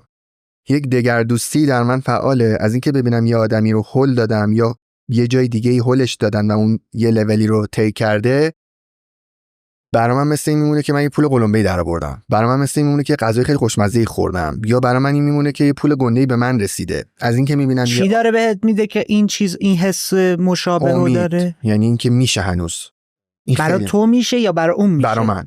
برای تو چی میشه؟ امید به این که تو چی کار کردی؟ ببین مثلا وقتی من میرم توی خونه‌ای که میبینم مثلا ستوناش بزرگه، پارکینگش بزرگه، فول امکانات مثلا جذاب، جدید، هوشمند، مدرنه، میگم زنده باد. میگم ایول، زنده باد ثروت، زنده باد سلامتی، زنده باد سفر، زنده باد عشق. هر کسی که تو این مسیرا میره به جای خودشو میرسونه، به من این امید رو میده که پس میشه. من اگه با آدم‌هایی هینت هایی که میتونم رو میدم، میبینم براش کار میکنه. مثلا یکی از دوستام چند وقت پیش گفتم که بزرگترین ترس چی الان؟ گفت رانندگی. گفتم چقدر پول داری؟ گفت مثلا 200 تومن، 200 میلیون. گفتم برو یه ماشین بخر و لطفاً راننده شو. و با اینکه اصلا فکرش هم نمی‌کردم رفت خرید و رفت راننده شد. با 1000 ترس و استرس اومد تو خیابون و راننده شد. و اصلا نمیدونی این آدم برای من چه انرژی و انگیزه بزرگی ساخت. یا مثلا وقتی میبینم که به یکی میگم آقا از این کارت بیا بیرون، برو اون کارو بکن، میاد بیرون، یهو میبینم چقدر باحال اراده کرد این کارو انجام بده. خدا بودم به دست میدی؟ نه چی به دست؟ ببین ما آدم‌ها به طور کلی زنده ایم به این که احساس بکنیم یک اثری داریم، زنده ایم به این که احساس کنیم یک اثری رو خلق کردیم یا یک اثری داریم. چه میدونم تو وقتی میری مثلا یک مجسمه رو برای یه خونه‌ای میخری هدیه، از اینکه سری بعد بری توی اون خونه مجسمه رو هنوز اونجا ببینی لذت میبری. تو از اینکه کار کنی یه پولی رو در بیاری، یه عده‌ای رو پای میز بشونی، از اینکه یک آدم‌هایی رو که عزیزن حالا یا برای تو یک جوری یک تأثیری دارن رو مهمونشون کنی، شام بهشون بدی، لذت میبری از اینکه اونها با نون زحمتای تو دارن این کارو میکنن، غذا میخوان، تو یک شب زیبا ساختی. از اینکه ببینی یه آدمی به جایی رسیده، نه به فاز تشکر و چه میدونم تجلیل. نه فهمیدم چی میگی. از این جنس داری میگی که انگار که من توانایی این رو داشتم، من معنای این رو داشتم. آره. مفید بودم. آفرین. اصلا مفید بودن مهمترین کیوردی بودش که میشد بری. اصلا از اینکه احساس بکنم ببین امروز آخه نگاه کن، من میگم همین الان که من تو اینجا نشستیم که خیلی امروز رو ندیدن. یعنی ببین طرف 7 ماه مریض بوده، امروز روزی بوده که دستگاهاشو ازش جدا کردن. من و تویی که الان اینجا نشستیم به چه دلیل اینجا نشستیم؟ چرا اصلا این همه روزگار چرخیده من و تو امروز اینجا بشینیم؟ این یه دلیلی پشتشه. حالا خیلی به این دلیل اعتقاد ندارم، به رسالت اعتقاد ندارم، به اینکه پس تو اینجایی فقط باید بخوری بخوابی تمام شه بره. من به این اعتقاد ندارم. میگم ببین تو اگر امروز اینجایی باید یک تاثیر. من این روزایی به خودم میگم اگه برای خودت امروز مفید نبودی لطفاً برای آدمای دیگه باش. اگه برای خودت حوصله نداری یه کارایی رو ببری جلو، اون 7 تا کاری که امروز تو دو لیستت بوده انجام بدی رو انجام ندی، زنگ بزن حال یکی رو با تلفنت خوب کن.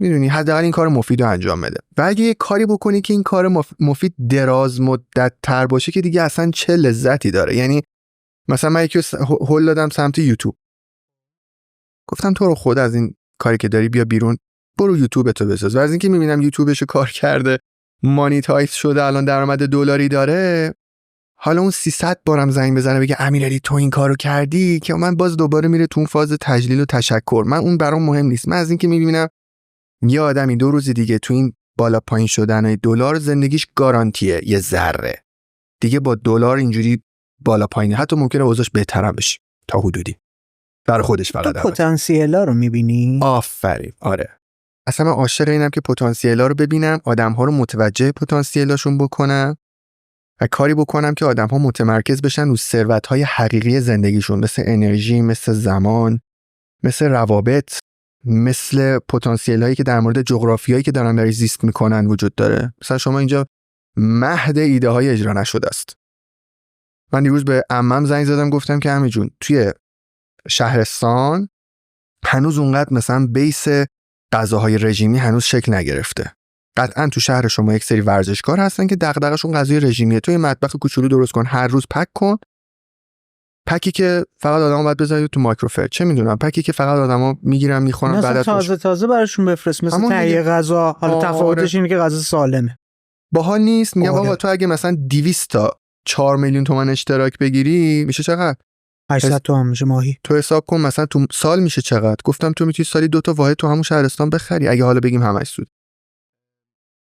خیلی ایده ها هنوز اینجا اجرا نشده. آدما قدر این ثروت رو میدونن یا فقط دوست دارن برن توی کشور پیشرفته؟ نمیگم اگه آدما واقعا دوست دارن یا فکر میکنن؟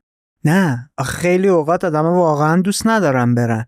نگاه میکنم میبینم امیرعلی داره میره، احساس فومویی که دارن، ترس از دست دادنه، عقب موندنی که دارن باعث میشه برن کار کنن. من خیلی از دوستامو دیدم که شرایطی که داشتن رو رها کردن، رفتن تو شرایطی که حتی 50% شرایطی که اینجا داشتن بوده.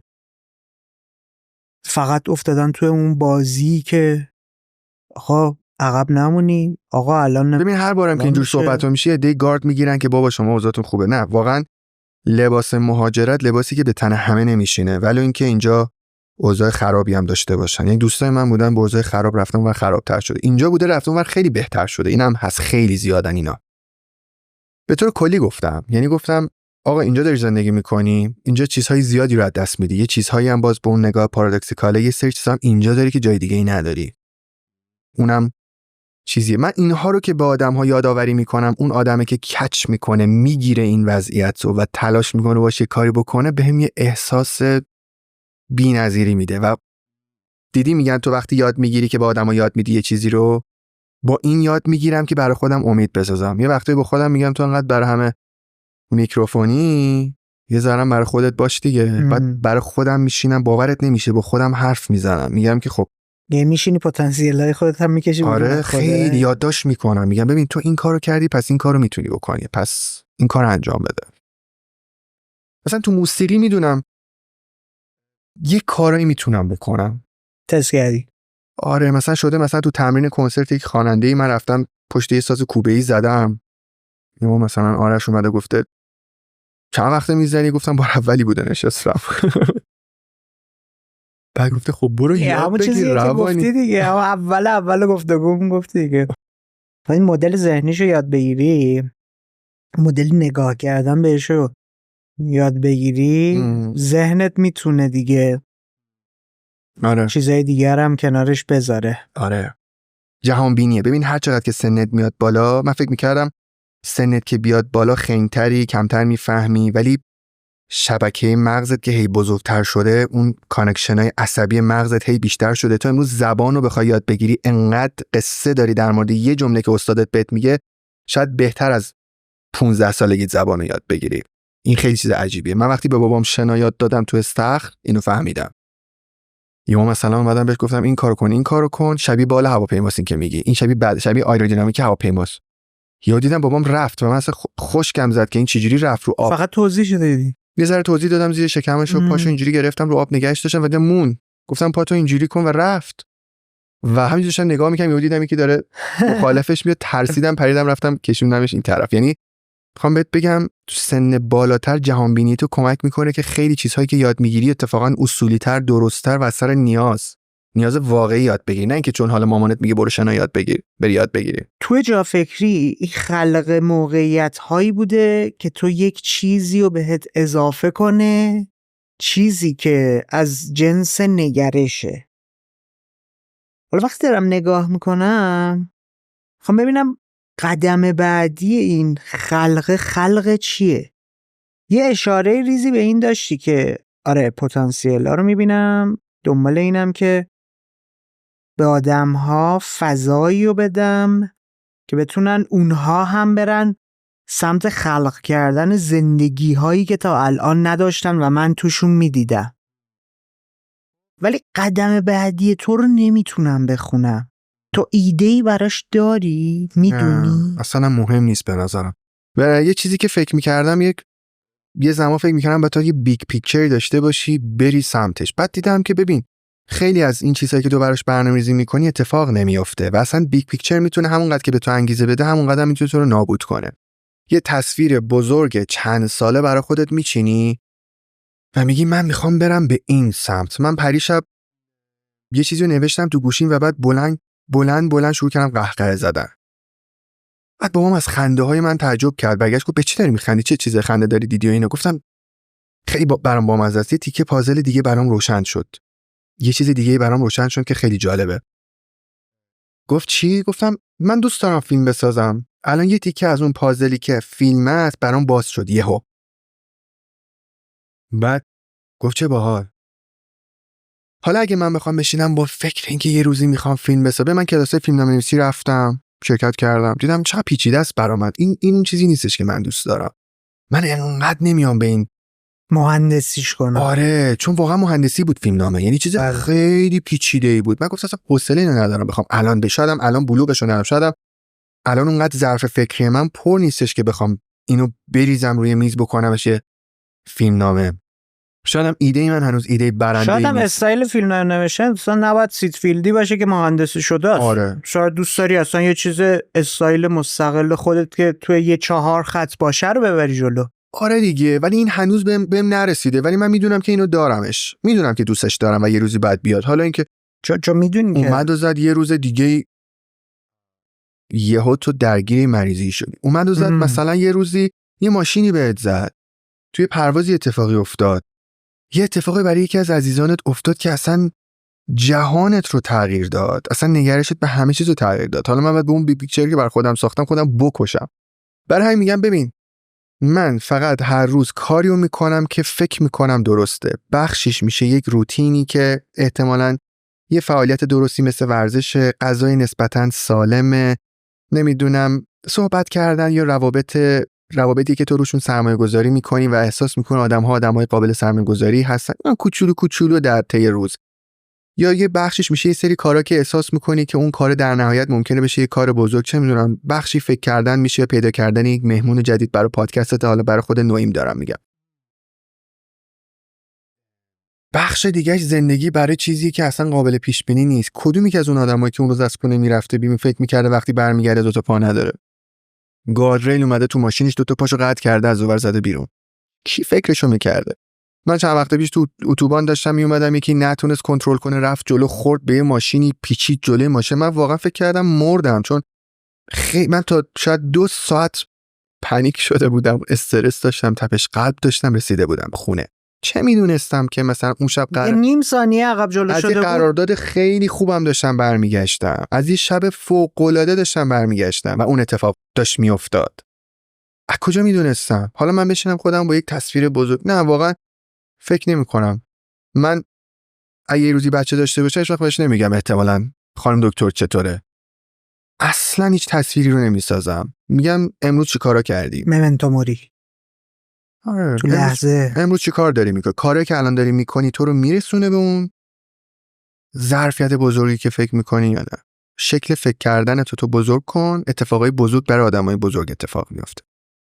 حالا یه اشاره کردی به اینکه مهمونمو چجوری انتخاب کنم و تصمیمامو چجوری بگیرم. یکی از سوالای همیشگیمون رو بپرسم، کوزی کورنرت کجاست؟ یکی از دردهایی که من دارم میکشم اینه که تقریبا هر کورنری تو زندگی من برای من کوزی کورنره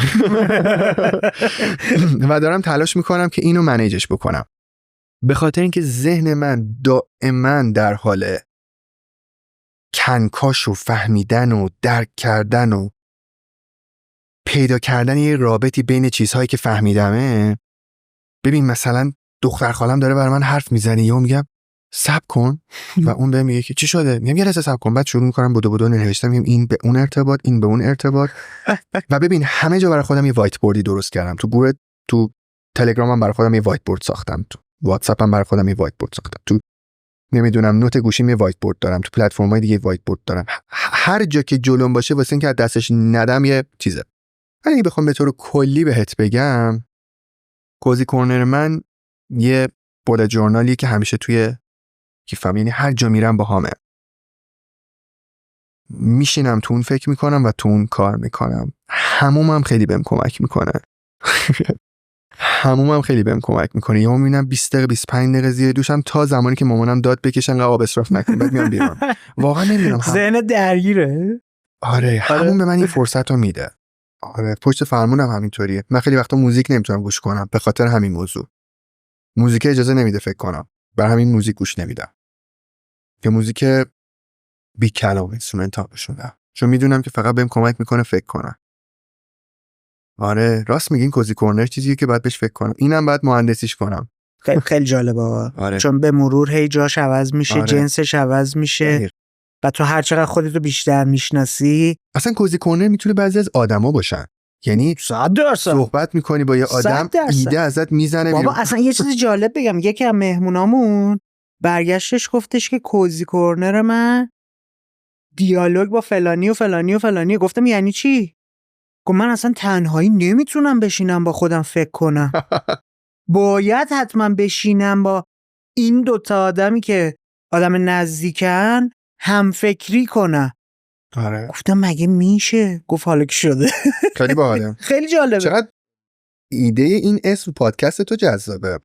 خیلی آره. جالبه، چون خود کوزی کورنر تو میتونه برای خیلی از آدما کوزی کورنر باشه.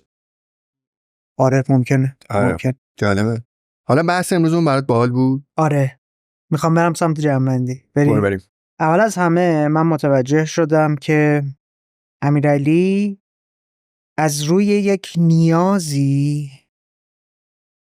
به اینکه من چیزی بزرگتر از اون چیزی که تا امروز تونستم لمسش کنم، بهش رسیدم، تجربه کردم، اومده اون مسیر و حرفه و اون عنوانی که تا سن 27 سالگی برای خودش ساخته بوده رو رها کرده و با چشم بسته، با ترس و لرز گفته برم ببینم حالا فلان چیزی که داره قلقلکم میده چیه، تجربهش کنم.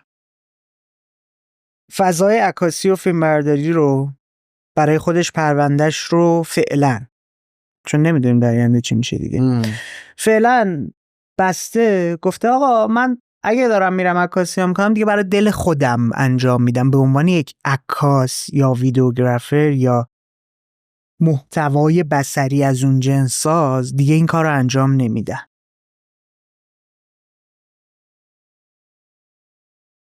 شروع کرده تو فضای جدیدی، بخشای جدیدی از خودش رو دنبال کردن، چون از یک جایی به بعد فهمیده هویت وقتی داری در موردش صحبت میشه، اون چیزی که امروز دیگران از تو میشناسن یا حتی خودت از خودت میشناسی نیست.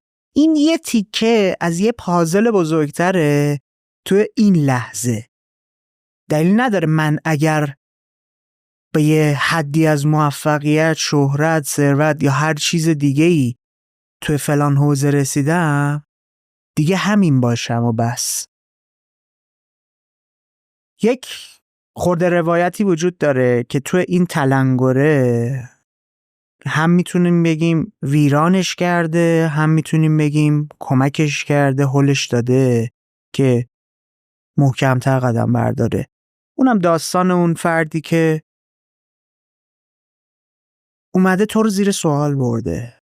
کاری که داشتی میکردی، هویتی که داشتی، شخصیتی که داشتی رو جلوش یه علامت سوال گذاشته. گفته فکر نکن تو اینی، خوششانسی داشتی به خاطر اینکه فلان کارو تو فلان زمان داشتی انجام میدادی. و به قول معروف وقتی علامت سوالو جلوه خیلی چیزا بذاری، خودش شروع میکنه برای تو رقصیدن. سوال تو ذهن امیرعلی شکل گرفته که آیا واقعا من اینم؟ آیا من تموم شدم رفتم؟ آیا نمیتونم بخش دیگه ای داشته باشم؟ بعد دیگه ای داشته باشم؟ شروع کرده رفته شخم زدن، برگشته توی یک لحظه ای توی 18-19 سالگی توی دانشگاه، زمانی که دستشو گذاشته بوده زیر چونهشو گذاشته بوده روی جا فکریش. من یه عنوان جا فکری جذابی و از سالها پیش داشتم با خودم یدک میکشیدم. از سالها پیش حتی رفته بودم یه اکانتی رو به عنوان زاپاس با همین عنوان برای خودم ذخیره کرده بودم، تستش میکردم. من دارم میبینم که توی تنهاییم، توی خلوتم دارم پادکست گوش میدم، دارم میبینم که چقدر میتونه تاثیرگذار باشه برای شخص خودم. وصل شدن عنوانه موضوعه. خب چه اتفاقی میخواد توش بیفته؟ مدیوم منظورم بود. خب موضوع چی باشه؟ چه اتفاقی میخواد توش بیفته؟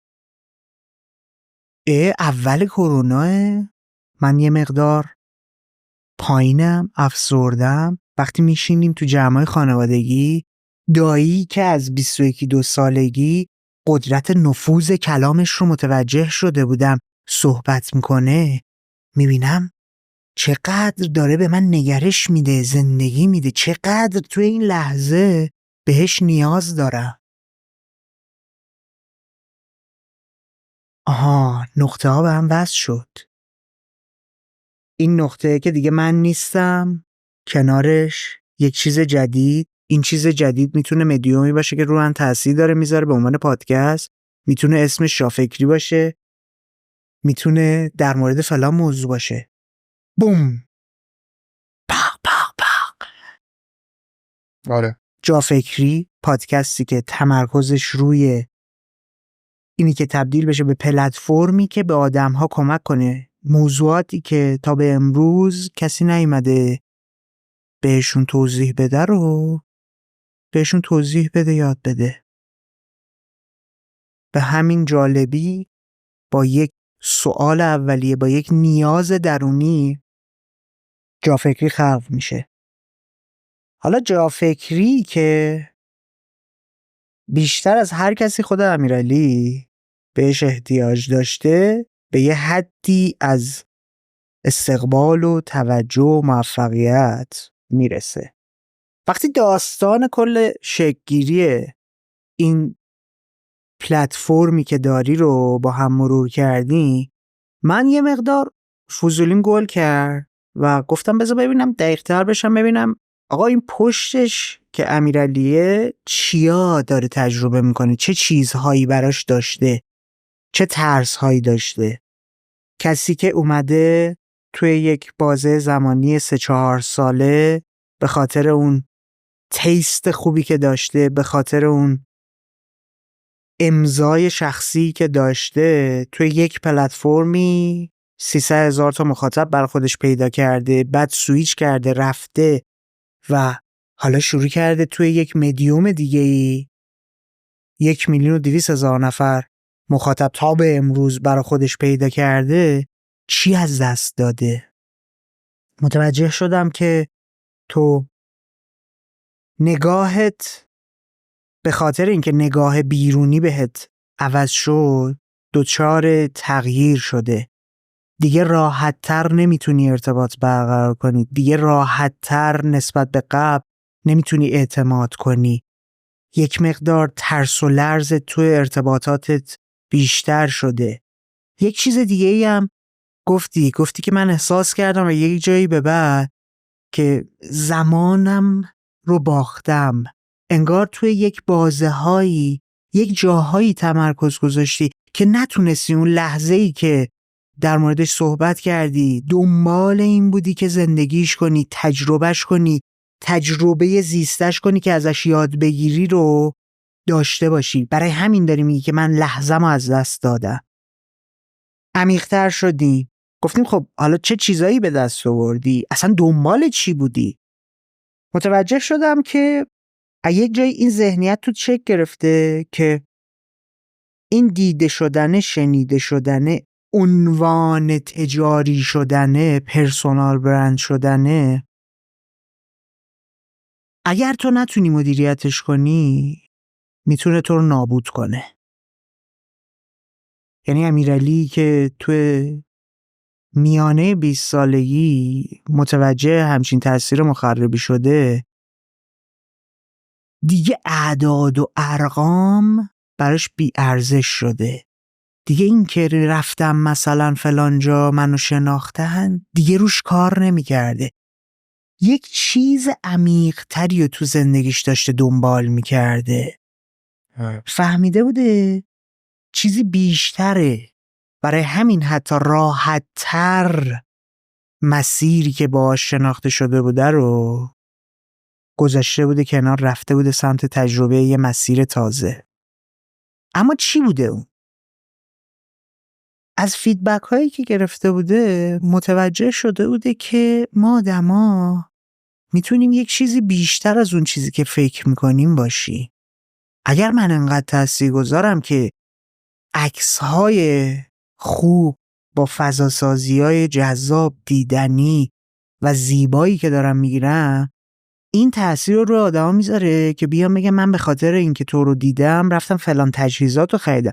اگه من تو خاطر اینکه تو رو دیدم پاشدم رفتم فلان کریر رو انتخاب کردم، رفتم عکاسی رو شروع کردم، میتونه پس یه چیز عمیق‌تر هم باشه. تازه فهمید که میتونه آدم تاثیرگذارتری باشه، میتونه بیشتر از اون چیزی که امروز داره فکر میکنه باشه. برای همین شروع کرد به این فکر کردن که میتونه همه چی مفیدتر باشه، میتونه جذابتر باشه، میتونه کمک کننده تر باشه به آدم ها. یک استیج جدیدی رو از زندگی و از امیرعلی بودن شروع کرد تجربه کردن. همزمان با این یه نیم نگاهی داشت و یک جمله ای از داییشم تو ذهنش تنین مینداخت که لزومی نداره تو برآورده کننده آرزوهای پدر و مادرت باشی، برآورده کننده چیزهایی که اونها تجربه کردن و نکردن باشی. اینجا یه جرقه جدید دیگه‌ای باز تو مسیرش شکل گرفت. به این درک رسید که باید لحظه رو تو آغوش گرفت. اگر من امیرعلی هستم که الان تو این لحظه به قول خودت هوس خوردن یه غذای ناسالم دارم، برم انجامش بدم تا ویرم بخوابه. اگر الان دلم میخواد برم سمت تجربه کردن فلان مسیر، برم انجامش بدم.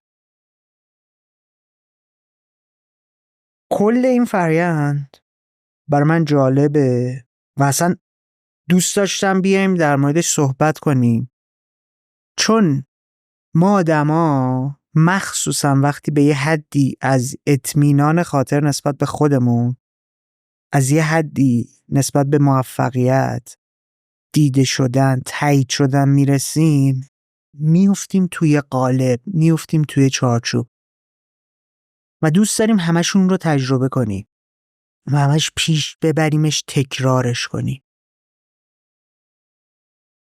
من متوجه شدم تا به امروز امیرعلی 3 تا از این قالب‌ها رو عوض کرده.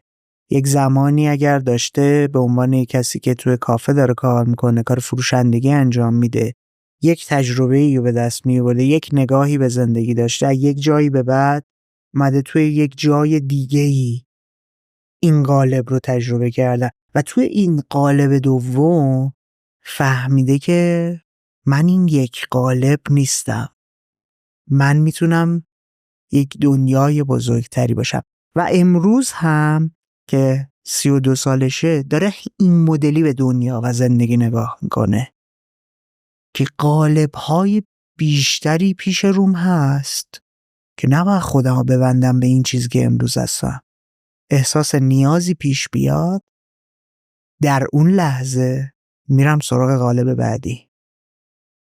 این چیزیه که من برداشت کردم، این چیزیه که متوجه شدم امیرعلی که یک جایی مدل ذهنیش، سینکشیش میره سمت خلق کردن، داره بهش نگاه میکنه برای خلق موقعیتایی که بتونه الهام بخش باشه، تاثیرگذار باشه برای بقیه آدما. اگر فکر میکنی چیزی باید به این جنبندی اضافه کنی، بگو. اگر فکر میکنی من جایی جاده خاکی رفتم، برم گردون تو مسیر اصلی. نه کاملا درست گفتی. به من داشتم فکر میکردم بابا عجب حافظه‌ای. آخه جالب، جلو کاغذ قلم هم نیست که یادداشت بکنیم پوینت ها رو که برداشت کنی. نه کاملا نتیجه گیری درست بود و نیازی به کامل کردن نداره. خیلی باحال بود بحثمون. من تنها چیزی که از تمام این بحث هم خواستم بگم اینه که اون دایره امن، اون سیف زونی که برای خودتون درست کردید، اون چیزی که باعث شده باش احساس امنیت بکنید، همونجا جایی است که شما دارید تموم میکنید خودتون رو. شما بسیار بزرگتر از چیزهایی هستید که فکر میکنید شما رو به اون عنوان میشناسن، توش دارید خیلی پول در میارید. اینا همه اون چیزهایی هستش که باعث میشه اگر به فکر دل کندن ازشون نباشید بپوسید و تو لحظه آدم باشه. آدم سعی بکنه بزرگ فکر بکنه، همیشه بزرگ فکر بکنه ولی بزرگ فکر کردنش باعث نشه که نتونه زندگی بکنه. برای تصویر خیلی بزرگی فکر کردن و انگیزه گرفتن خوبه، ولی برای اینکه باش روزتو خراب بکنی، ناامید بشی، فولده بده.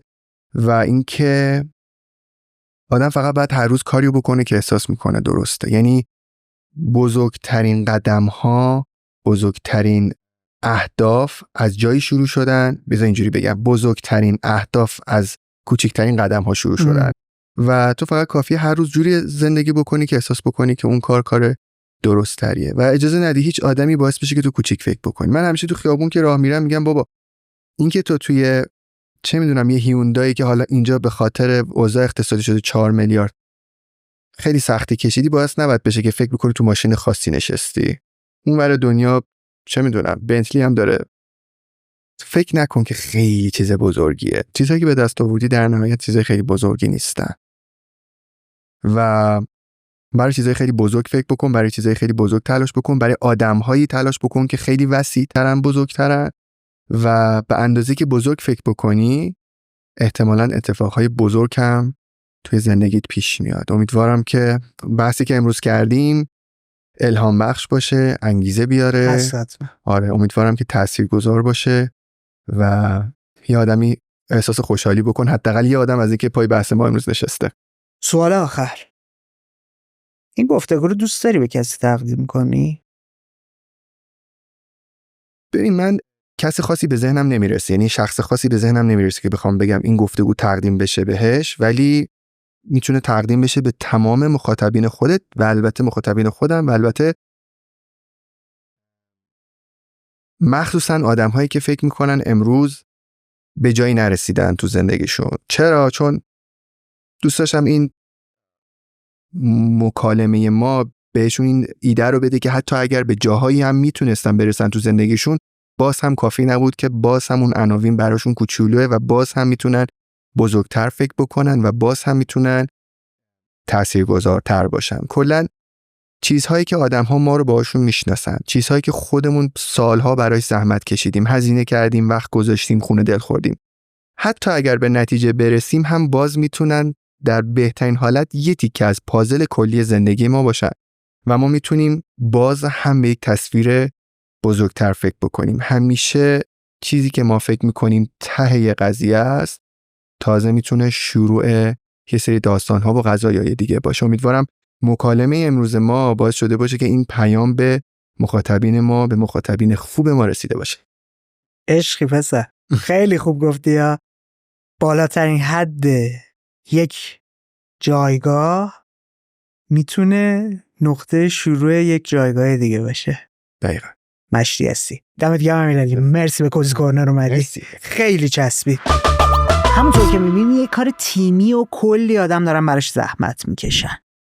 هدف ما تبدیل کردن کوزی کورنر به یه پادکست بین‌المللیه. گره این کار به دست شما باز میشه. چطوری؟ با سابسکرایب کردن کانال یوتیوب ما، دنبال کردن ما توی فضاهای مختلفی که حضور داریم. پس اگه شما هم کنجکاوید که ببینید یه مگا اینفلوئنسری مثل جیشتی که ما به ازای غیر ایرانی امیرعلی هست، کوزی کورنرش چیه؟ چجوری به زندگی نگاه میکنه؟ چرا دغدغه آموزش، سلامت روان داره؟ چرا دوست داره مخاطبینش آدمهای بهتری بشن؟ با سابسکرایب کردن کانال یوتیوبمون کمکمون کنید تا کامیونیتیمون بزرگتر بشه، تا بتونیم مهمونای بین‌المللی هم به کوزی کورنر بیاریم. مراقب خودت باش، به زودی میبینمت.